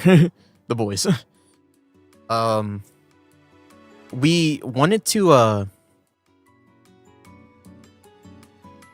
find like an MMO to play, right? And because I think most of the people in the group are like actually into MMOs. If I had to say who's like into MMOs, like 1, 2, 3, and then technically 4, right? Yeah, like Boy, Hollow, me. I'm not. We're really not into MMOs that much, or more than that. We haven't really played a ton of MMO. And actually, Boy was actually super into Final Fantasy 14, the free version, right? Which is highly acclaimed, but at the same time, it is still somehow able to run itself on a subscription-based payment plan, which is fucking crazy to me. Why the hell do you have to pay monthly for a video game? Let me play my game. It's like a pass. Just let me buy a pass. You make so much money already, Square Enix. Just come on, man. I just want to experience 14. Let me buy it once. Just a one-time purchase. Why are you making me pay monthly, man? Fuck. Whatever. But yeah. Yeah, we were trying to find an MMO to play because everybody really likes a lot of the people in the group like MMOs. Hollow Dice doesn't like it too much. Hollow Dice being these two.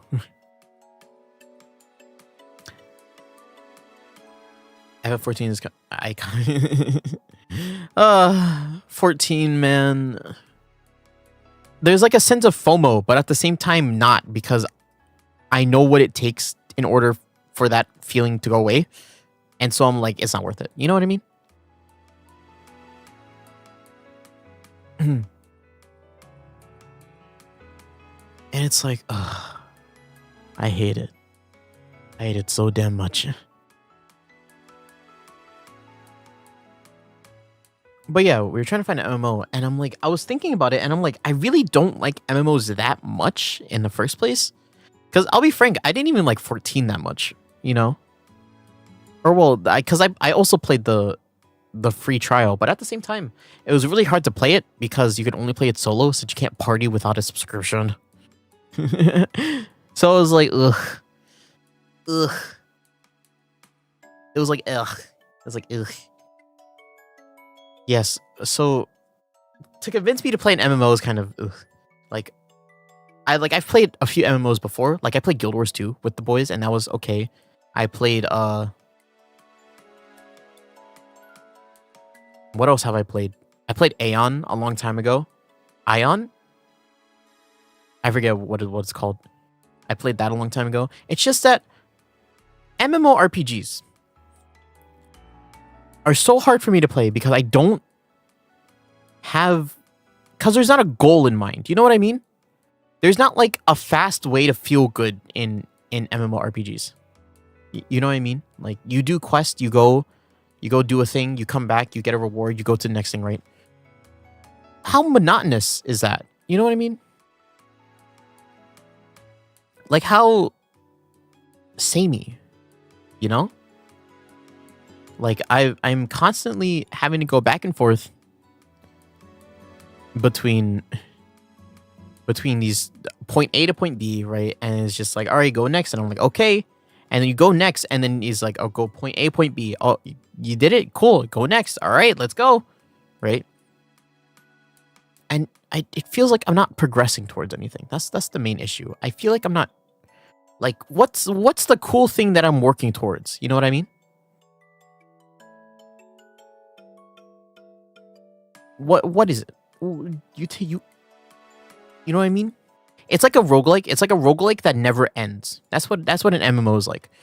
It's a roguelike that never ends, and then you're constantly building and building and building, right? Instead of it being like, you get to the cool stuff at the end of stage 1, because if you're not strong enough, you're fucking dead, and you have to restart all over again. And I'm like, oh, okay, fine, okay, whatever, right? But you just keep building and building, and yeah, like, the end game stuff is so cool. Like, when I played Lost Ark, right? Lost Ark was because it had like you had like the fast pass, and you could go straight to like the end game stuff. Like that was fun because you got to fucking do everything, right?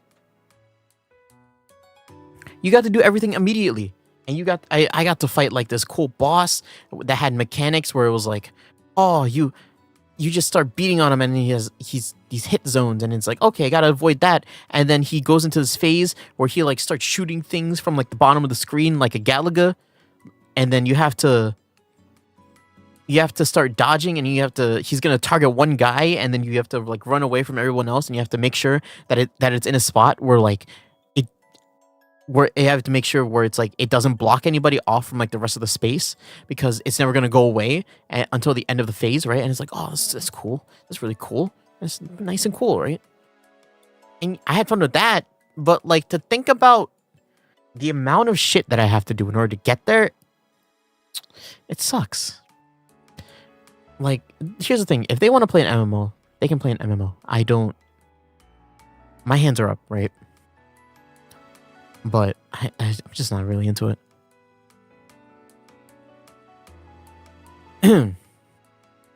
Which sucks, because I know how much some of the other guys are into it. Like Orphan, like pretty into MMOs. He would play an MMO if the group was into it. But what? All right, it's actually almost 4 o'clock. I might want to end soon just because my brother's gonna start streaming in a little bit. So that was my little rant about MMORPGs. If you like MMOs, keep playing them. I just don't. But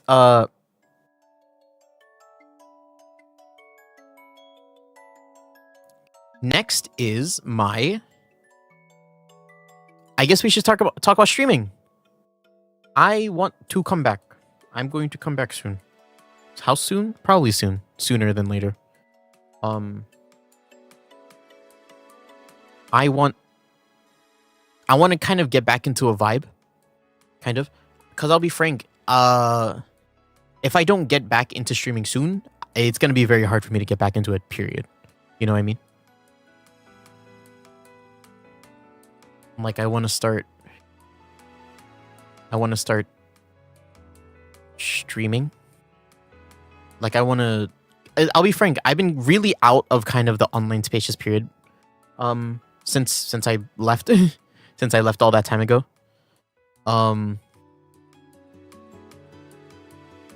And does it really? Yeah, yeah, I haven't really been online like all that time ago. Like I haven't been making music. I haven't been really singing that much other than like, you know, when I do it as a hobby. I've been really focusing on my, you know, my surgery, my body, making some semblance of money, right? Outside, which is all things that I've done, right?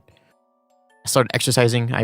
I've kind of taken up this odd job kind of role with the people that I know IRL. So, and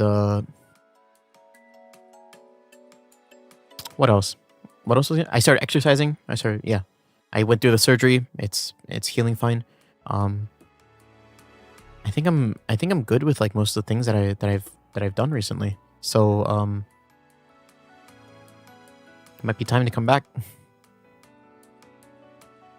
Not in the way that I would say it's not in the way that it's not my ideal, right? But I think it's better than nothing. It's better than not coming back. I think I've waited a bit too long for that. So I've talked about this before on stream, but I need to look at a schedule. I need to look at the schedule. I need to think of one. I'll be frank, I haven't really thought of it too much. Other than I still want it to run over like the 12 p.m. EST. Oh no, Jesus. Oh Jesus. I still want it to run over the 12 p.m. EST time. At least.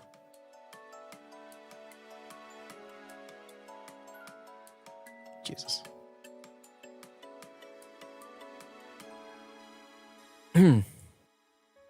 whether it's I start at 12 p.m. EST or 12 p.m. EST is a time in my stream. It's pretty, I don't know. Like I'm still wrestling with it a bit, but the only reason why I wrestle with it, right? Legitimately every day that I usually did stream, which was twos plus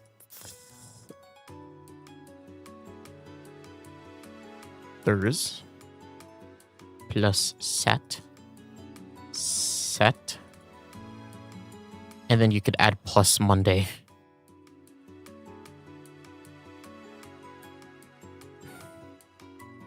All of these days are days that I exercise.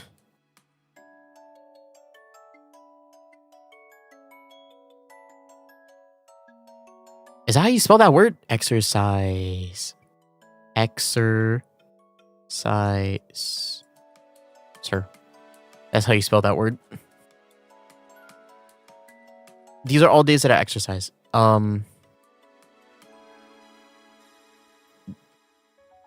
From either 4 p.m. to like 7. Or from 12 to like 3. Oh, you're so right. That is how you spell it. What? Why is oh my god. I don't know why I keep putting a C there. The only reason why I'm so fucking like surprised by that is because that's not the first time I've done that. Just put a random ass C after the X and I was like, that's not right. Okay, thank God. English. English is my first language. I speak English.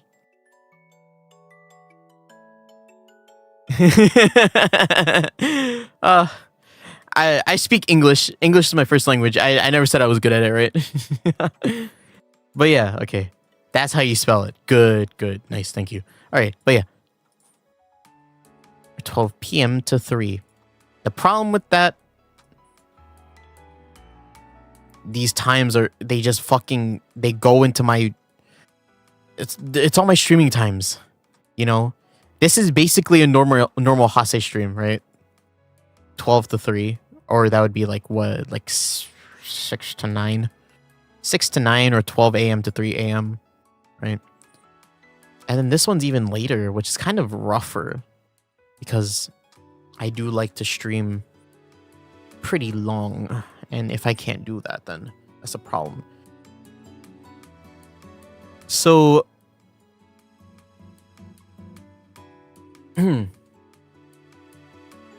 this, okay, let me just actually move this. So these times are for different days. Jesus Christ. Holy lasso. There you go. So these 2 times are for different days, obviously. 12 p.m. is only for Saturdays. Or only for Sat. The rest is for the 4 p.m. to 7 p.m. I think how it's gonna work, and I think the only way I can make it work, right? I have to start streams earlier. So for this timeline, right? Say that this is like this. 12 has to be in the middle of this time, like 12 p.m. Somewhere in like this section. It has to be 12. Right? I have to end by, I would say, 3 or 4. And then I start at a time. How early should I start is the question. The best time, I'm pretty sure, is 10 a.m. my time is the best time to start. I think it is the combination of, it's 2 hours away from it's unfortunately 2 hours away from the start of the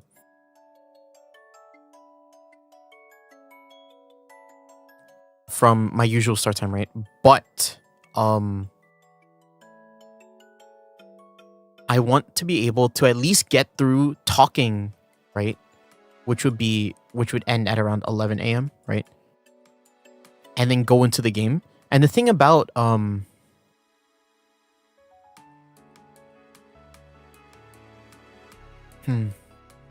man, I hate having to change my schedule like this. Yeah, the thing is, I hate to make it so that talking is further away from 12, but also I want to be able to do the most that I can in a stream.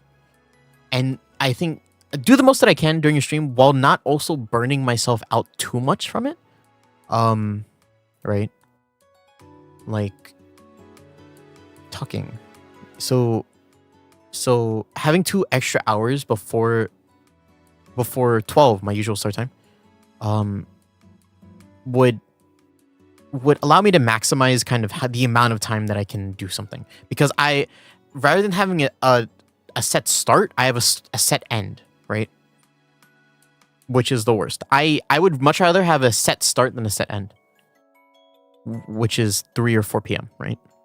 But yeah, I think this will be the general schedule for Monday, Tuesday, and Thursdays. I should add another stream on Mondays probably. So we get 4 streams a week rather than 3, but mainly because of the time constraints, right? Yeah, so that'll be 1, 2, and 3, right? And then Saturdays, I think what's gonna happen is I start at 3 p.m. I start at 3 p.m. and then I go whenever.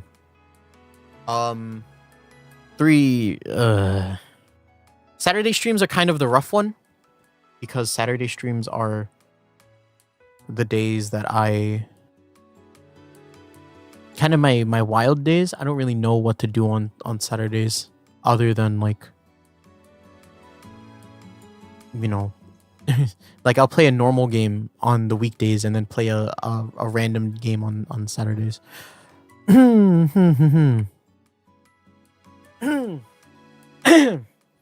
Like I should come up with like ideas for that.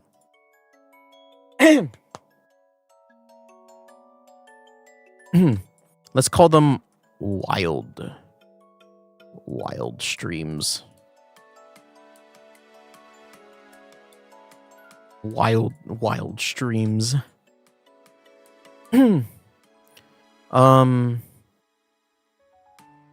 So some of the obvious candidates, we got ER. If I have to play a competitive game, I'm playing ER, right? Returnal, right? Kind of just a give me, right? That I have to play it. ER. What else would there be? I guess if I really wanted to, karaoke. If it needed to happen, it would happen on a Saturday, 100%.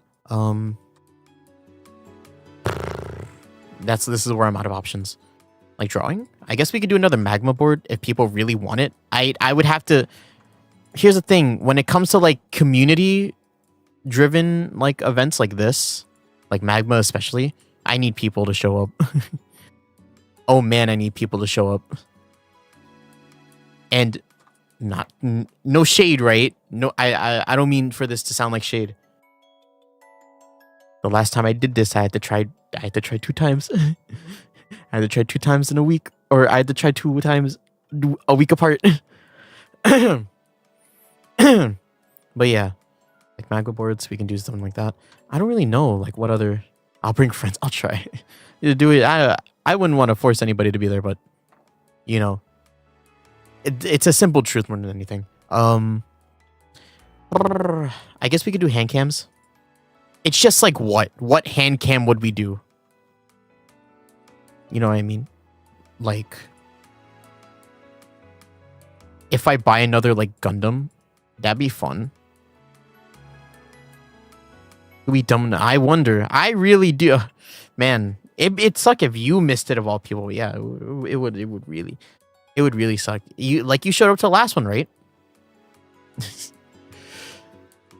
You've been there every time. Oh, I want to do a quiz. I want to do a Hase Utahara quiz. That's what I want to do, something like that at some point.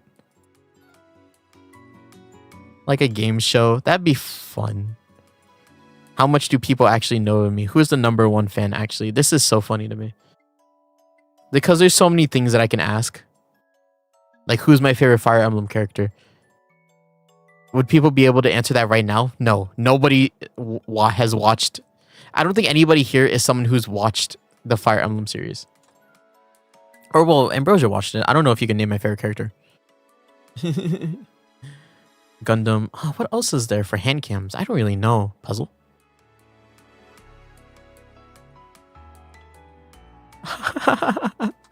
Really? It's fine. It's all good. Don't cry about it, please. I could do a puzzle. Oh, I can do dind. I could do some dind. I could do like prep stuff too, I guess. I don't know. I could not. It's okay. Should I do another magma stream just to make up for that, huh? Maybe if I convince myself to. I could do dind. I could do what else, man? You know what I would love to do as well? I would love to eat.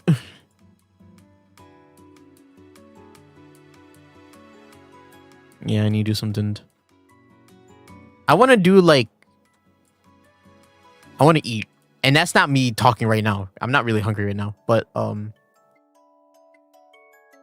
like eating, like not like me eating, not a mukbang, not me eating like Wendy's, right? But like trying things, you know. I would love to do that if I had the opportunity to. Oh, my screen. Whoopsies. I accidentally minimized it.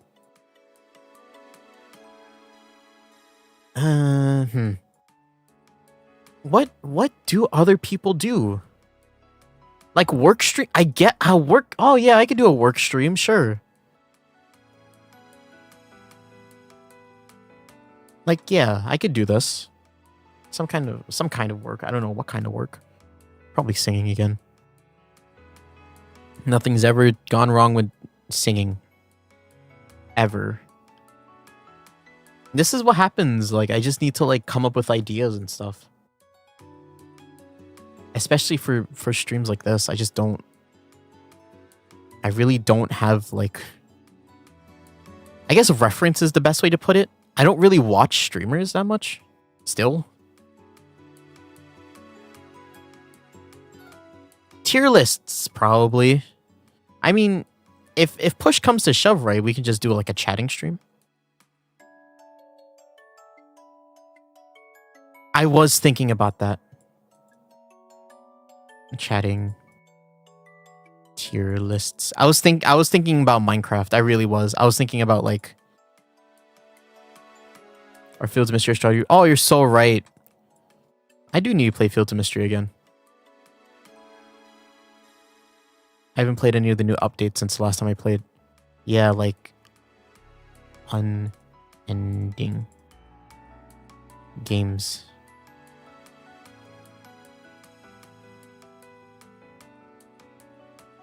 Oh man, my cursive writing's coming out. Oopsies. Unending games, yeah, Fields. Fields is definitely one of them. Stardew. Minecraft. Yeah, like some of these like assorted games, I guess. Games that aren't series, yeah, you're right. And unending games. Oh, like any roguelike actually would be so cool. And playing like any roguelike game would be fun. I don't buy roguelikes because they're not investments to me. Anything that seems like a hobby but is like a waste of time if I do it instead of working, I think is the best way to describe what I would do on like a work stream or like a Saturday stream. I think is the best way to put it, right? My laundry. You get to see all my clothes. Everything. I'll show you my favorite pair of boxers. It's actually kind of sad. Because I have like this set of boxers that I do like wearing just because boxers make me feel free. But the pair that I'm wearing right now actually has like a hole in them.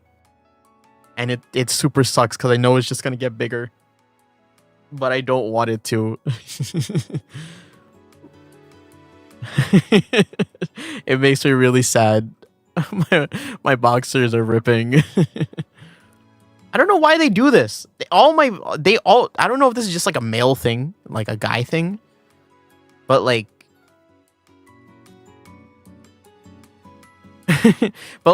guys just their underwear just rips all the time. Like I grew up with like a bunch of holes in my underwear. Man, yo, I'll tell you about the most unfortunate one. I was sorting out my laundry, right? And as I'm like doing it, I like look at this pair that I have.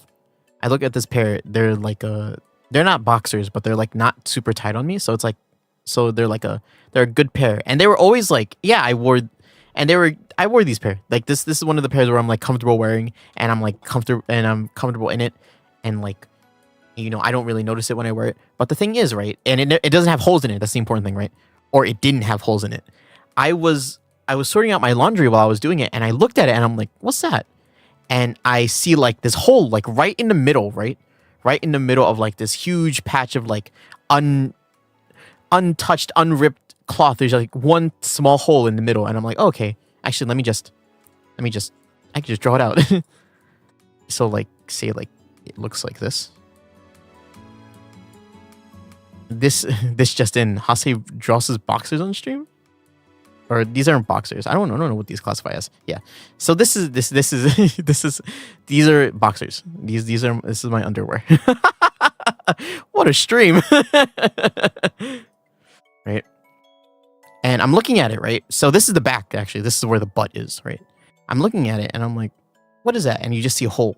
You see this vast space of like real estate, right? Because they usually rip like up here. You know what I mean? Like next to the band, right? They always rip here. Or like down here, right? Next to these. Like usually you're at the seams is where they rip. I'm looking at this and I'm like, oh, there's a hole in it, right? And there's just a hole right here. And I'm like, what the fuck? Well, how did this happen? Right? And I have no idea. I don't know how it got there, right? I don't know how this hole got here. But like, I'm like, wait, hold up. Like, and I put it on, right? And like, it is right over my ass, like my butt, right?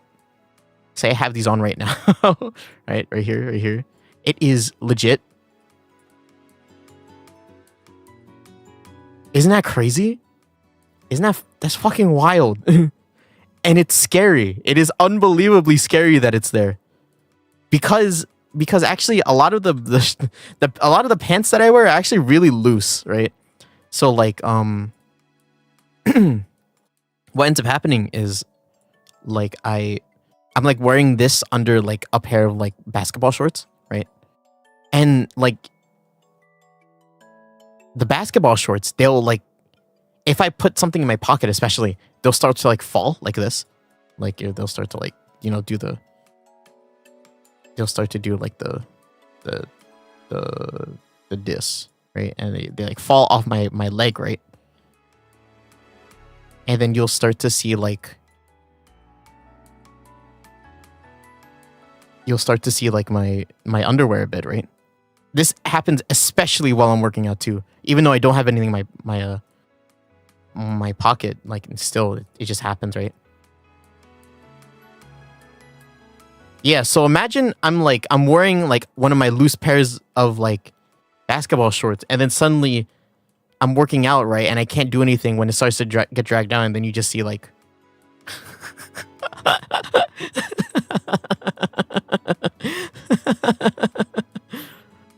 This is my nightmare scenario. This is it right here. And you know what? I still wear them. I still fucking wear them. I just make sure that I wear them with like one of my tight pairs of pants instead of like like my loose ones. Cause oh my god, what a pain this would be. I don't need this. You know what I mean? I don't need this scenario to happen. All right. And I'll try my fucking hardest to make sure it doesn't. But if it does, man, it's like free. For free? Enough of that.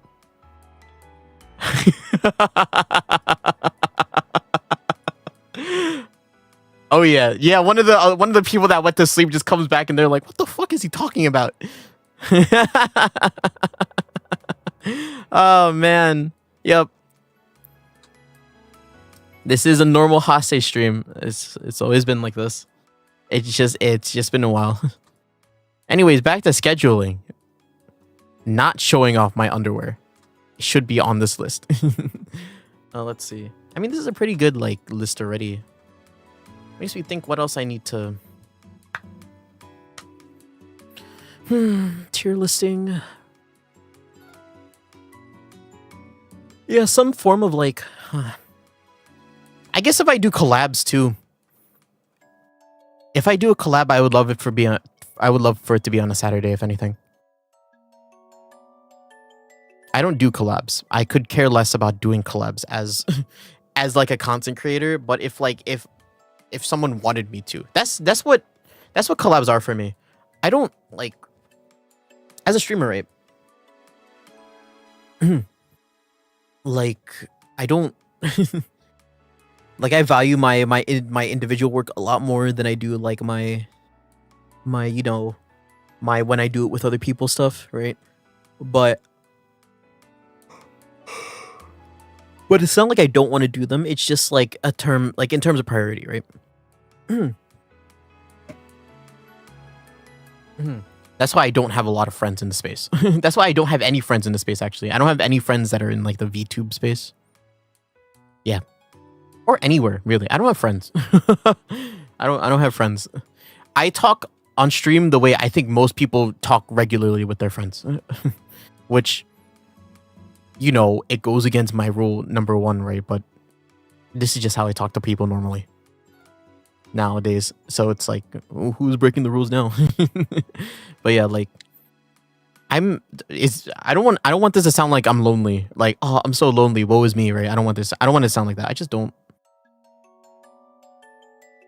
I don't have friends in the space that aren't like the boys, I guess. And even then, the boys are like, we are so wildly different. I've always thought of this, but I guess if you don't know, there's a couple of us that are like content creators.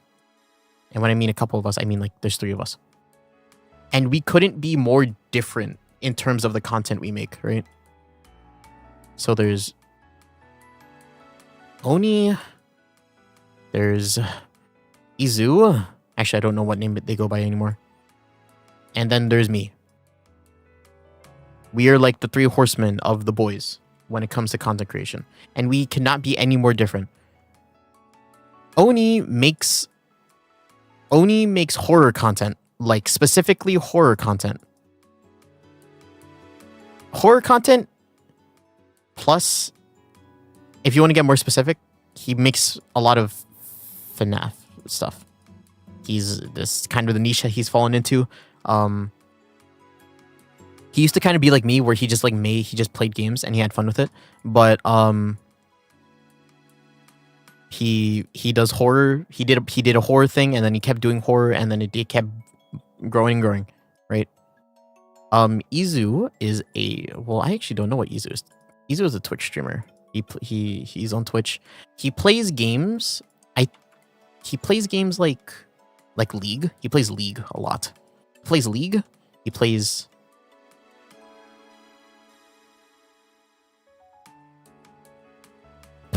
What else does he play? He plays League. He plays I'm gonna look at his stream because I don't know. Not that I don't watch him. I just can't name anything right now. Hello. Yes. Lost Ark. Ah, you fuck. I can't believe he does that. He like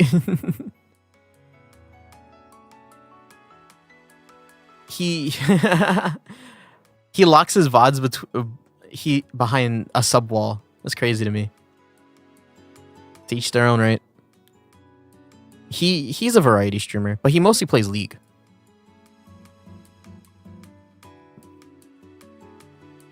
But I think the thing that I know him for the most is that he is absolutely like a flirt. Or well, like, you know what I mean? A thirst streamer? That's the way I see him. I don't know if he would call himself that, but like, you know, he does like the moaning stuff. You know? He's like the thirst trap of a VTuber version of a VTuber. You know what I mean?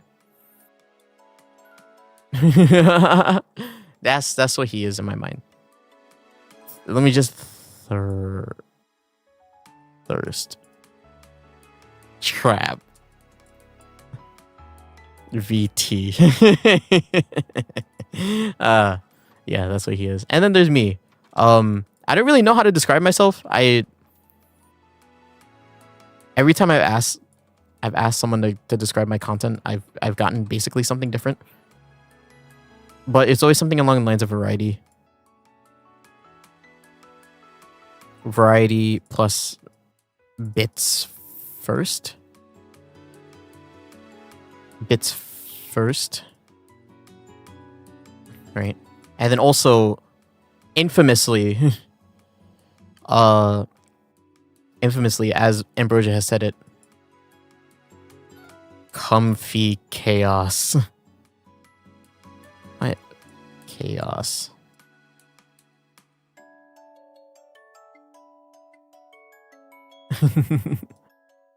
Which I guess is a good way to put it. I stream and be funny. That's what I mean by bits first. Like, make the jokes Yeah, that's how you say that word. Make the jokes first. She didn't see that. She didn't see that. Shh. I was gonna spell my name. It was gonna be Comfy Hase.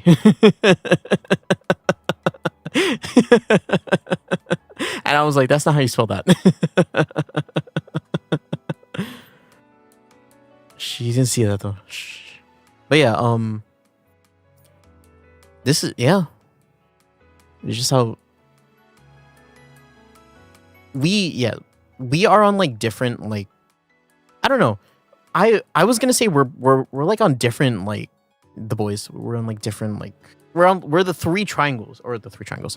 We're on like three ends of the triangle. You know what I mean? Like if it's like, what's the button? Like, jeez. Like if it's like, whoa, you know what I mean? Like it's very much like that. But like,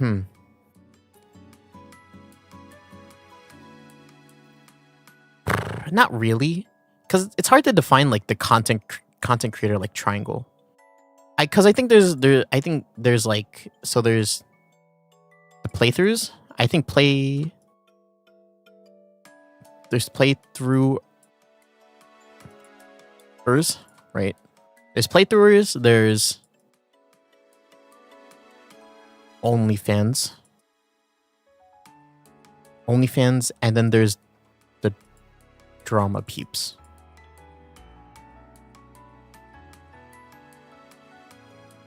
Drama farm, right?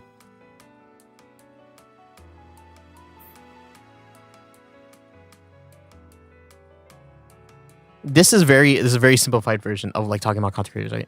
Oh shit.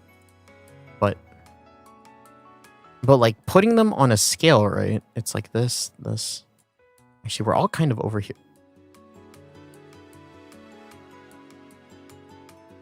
I'm trying to be as objective as possible. Trying to be as objective as possible. He's like, no, he's not playthrough. He's like here. And then actually my brother is like very close down here to me. He's over here. He's like right next to me. Me and my brother are very similar in content. Surprise, surprise.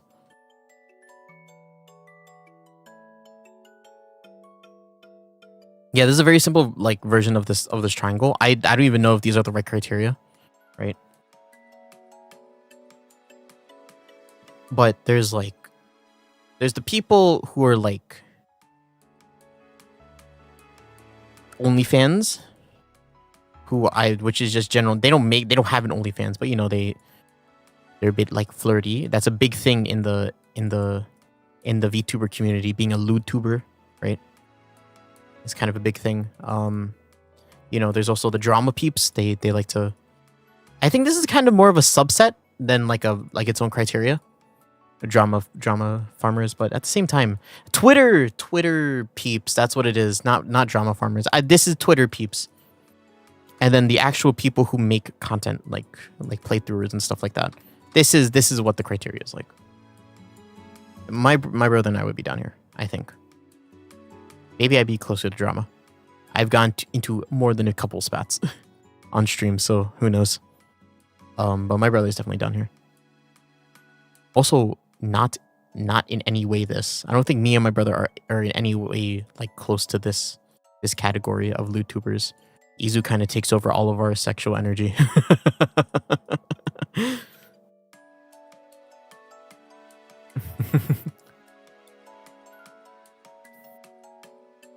But yeah. Oh, good. Oh my god, it's almost 4. Jeez Louise. I still need to talk about my schedules. And doing things.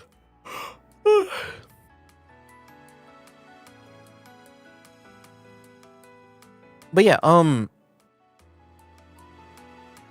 the boys, they operate very differently from me. Well, actually not really. My brother and I surprisingly operate the same way.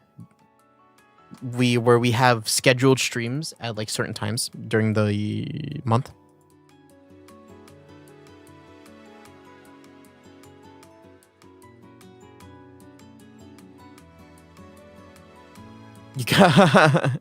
If you're wondering If you're wondering, Izu was the one who called you pretty queen first. If you need to know from that clip. Izu was called you pretty queen, and then Hollow after called you mom, right? I think that's what happened. I don't remember. But I didn't subtitle it, right? But if that's the important one if you really need to know. Yeah, my brother and I watch are very similar in content space. He's just more diligent than I am. Dog has 14.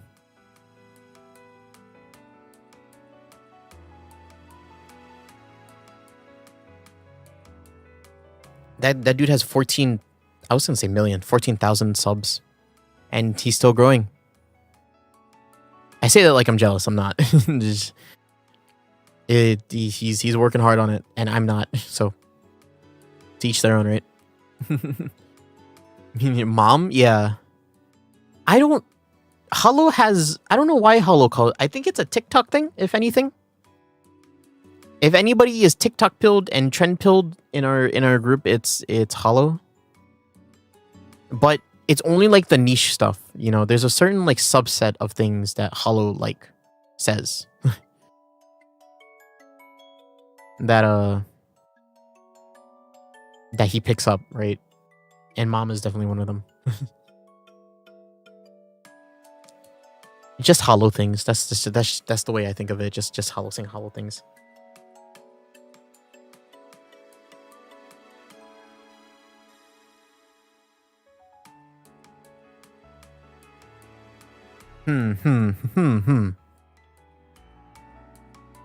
Well, is there anything else that I want to add to this? To this list of things? Not really. I think this is fine. Oh my god, you know what I want to play on Saturdays now? I want to play Lobotomy Academy or Company? That's such an out of context thing. I want to play Lobotomy. I want to do lobotomies on Saturdays. That's a great thing I should do. No, I want to play. That's a roguelike. I spent money on that game and I played it for the first time, and then people came in and they were like, "I'm gonna tell you what to do." Sorry, that's not what actually happened. But I definitely got nervous playing Lobotomy Corporation, not Company. Jesus, I definitely got nervous playing Lobotomy Corporation on stream because of that, and I just haven't played it in a while. Yeah, I'll play that. And is there anything else? Not really. Not really. Yeah, and then I could play some other games. Like Monster Hunter, probably. Monster Hunter's not an in-game.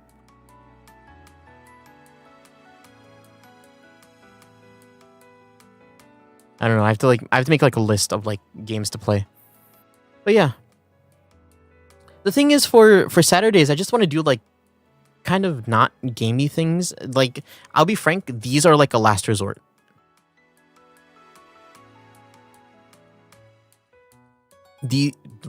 What? Last resort. These are a last resort, I would say. Like, I would much rather have like a this or a this. You know. Maybe a this. I just need to get invited. But I'm about to start talking about collabs again. Or like my philosophy around collabs and why I don't get invited to them. Which is, I'm not a big collab guy, period. And the thing is about collabing is that you need to go out and meet people.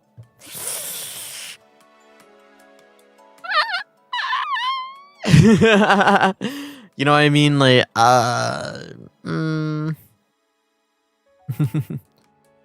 out and meet people. Like, I'm surprised Ambrosia has so many like friends in VTube space. It's kind of crazy. Watching that VOD and hearing you talk about like the multiple people you knew, I was like, wow, that's a lot of people. That's too many people. That's more people than I know in my life. Like, seriously. can't can't keep up with them. That's too much. I'm there's gonna be a point where like my common courtesy is gonna start feeling fake. If I knew that many people, and I don't want that. But to each your own, right? I'm not made for that kind of energy. God. If I knew that many people, it would really make me hate how much I didn't care. I'm an overly friendly person. I'm sure you are.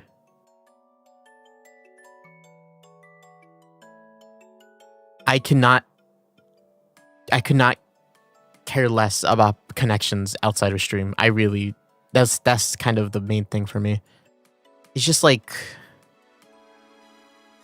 I don't know, having to think for someone else's life outside of my own that I truly do not care, that I truly do not know about, or that I truly am not like connected with enough or engaged enough with, is kind of a pain in the ass.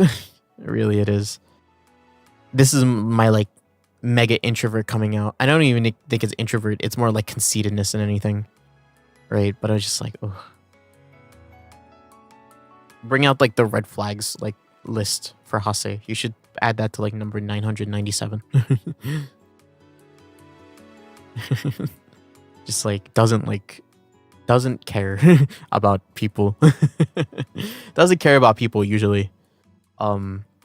Doesn't care about people that he doesn't already care about is kind of the best way to put it. You know what I mean?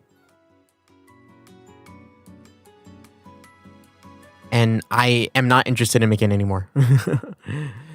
But to the people who can and do and have fun with it, I have fucking more power to them, man. That's peak. That's peak. That's peak position for content creators, and that is exactly what I am not. But yeah, so yeah, I think this is enough. I'm not gonna save it. This is on stream. Hi. Future me, please screenshot all these things. Wow, look at that. 10 to 3 or 4. Wow, that's cool. Wow, look at all these games. Hopefully you can read it. I can't talk. You can read better than I can talk, right? Future me. Anyways, yeah. That's how that is. Yeah. Wow. Cool. All right. So, anything else to talk about? Anything else to talk about? I actually don't know. I am tired. Just a tiny bit tired. And what's today? Friday, right? I guess is there something that I want to do today? Probably. I have to do something on like days that aren't my exercise days, because what else am I gonna do, right? So I guess today's thing was a stream, but I'm not streaming forever, so I gotta bounce. So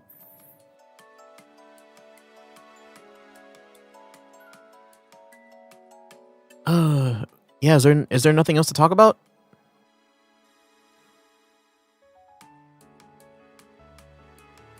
Nothing else. I'm looking just in case. Encased. Eh?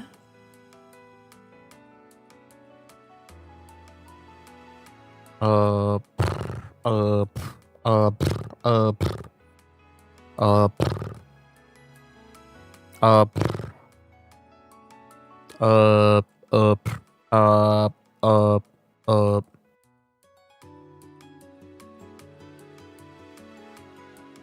Man, I want to sing more. You know, if there's one thing that I want people to invite me more to, is singing things.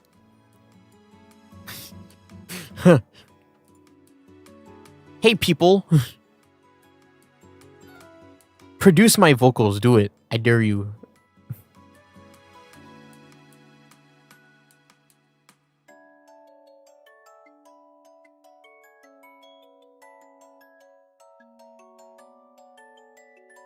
There's a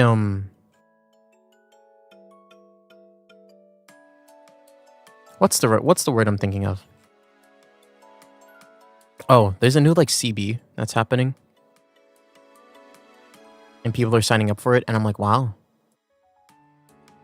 Oh my god, what the fuck?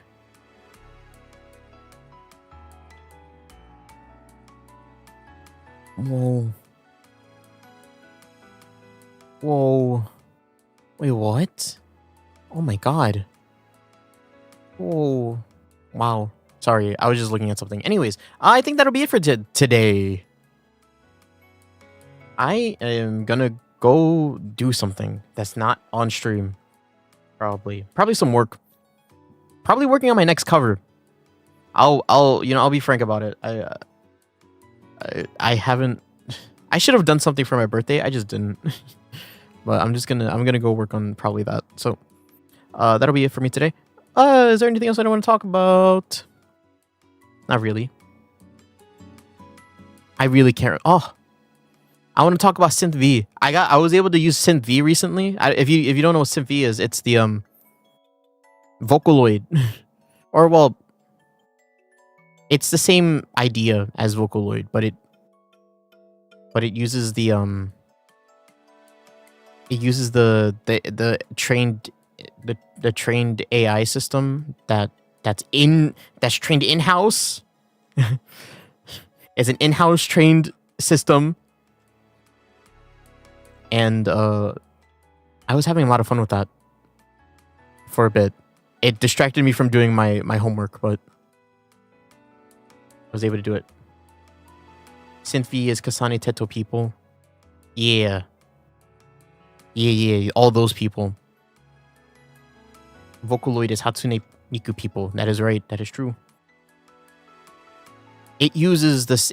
They're built on the same premises, which is voice banks to make artificial vocals.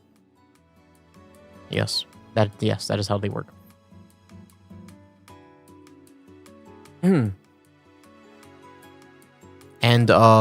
yeah, I got to use it recently. It was very fun. I was just like fucking around with it. I like it's, you just put in notes and then you time it, and then it sound good, and then you can draw like the vocal lines and stuff. And I'm like, I wish I could do this with my voice. Just like, instead of having to actually sing it, just like draw it out, just like vibrato, whoa, you know. That's fun. But yeah, got to use that recently.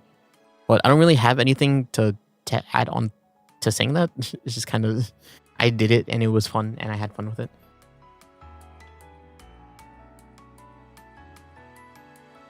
Yeah. All right. I'm done. All right. So that'll be it for me today. Next time we'll see each other is, I don't know. I think I'll schedule it. I'll definitely schedule when I stream again. But probably I'm gonna play a game, and I think that game is, I'm gonna try to finish Amagami. Yeah, I think I'm gonna try to finish Amagami because I think we're in the last stint of Morishima's route. So I know Cerseus won't be happy about that, but hopefully other people will be, and they'll get to see me kind of, I don't know if cringe is the right word, but you know, we'll see what happens there. But yeah, thank you peeps for watching. It has been Hase Utahara.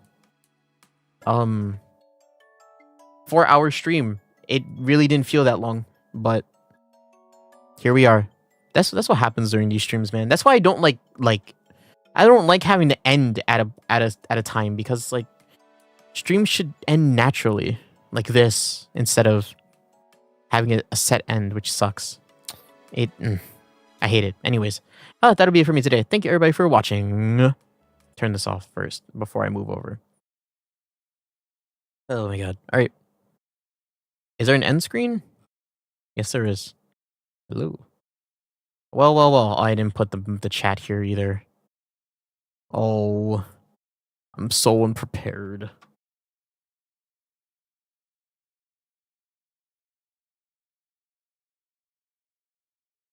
Yeah. Next time I stream, it'll be a scheduled stream. I'll schedule it, but I think it'll be the start of the return, I think is the best way to put it. So, thank you everybody for watching. I'll see you guys when I see you guys again. Bye. Loud music. It's so loud. Never mind. Every time I talk, it isn't loud anymore, but yeah. Bye-bye. Huh. Yeah.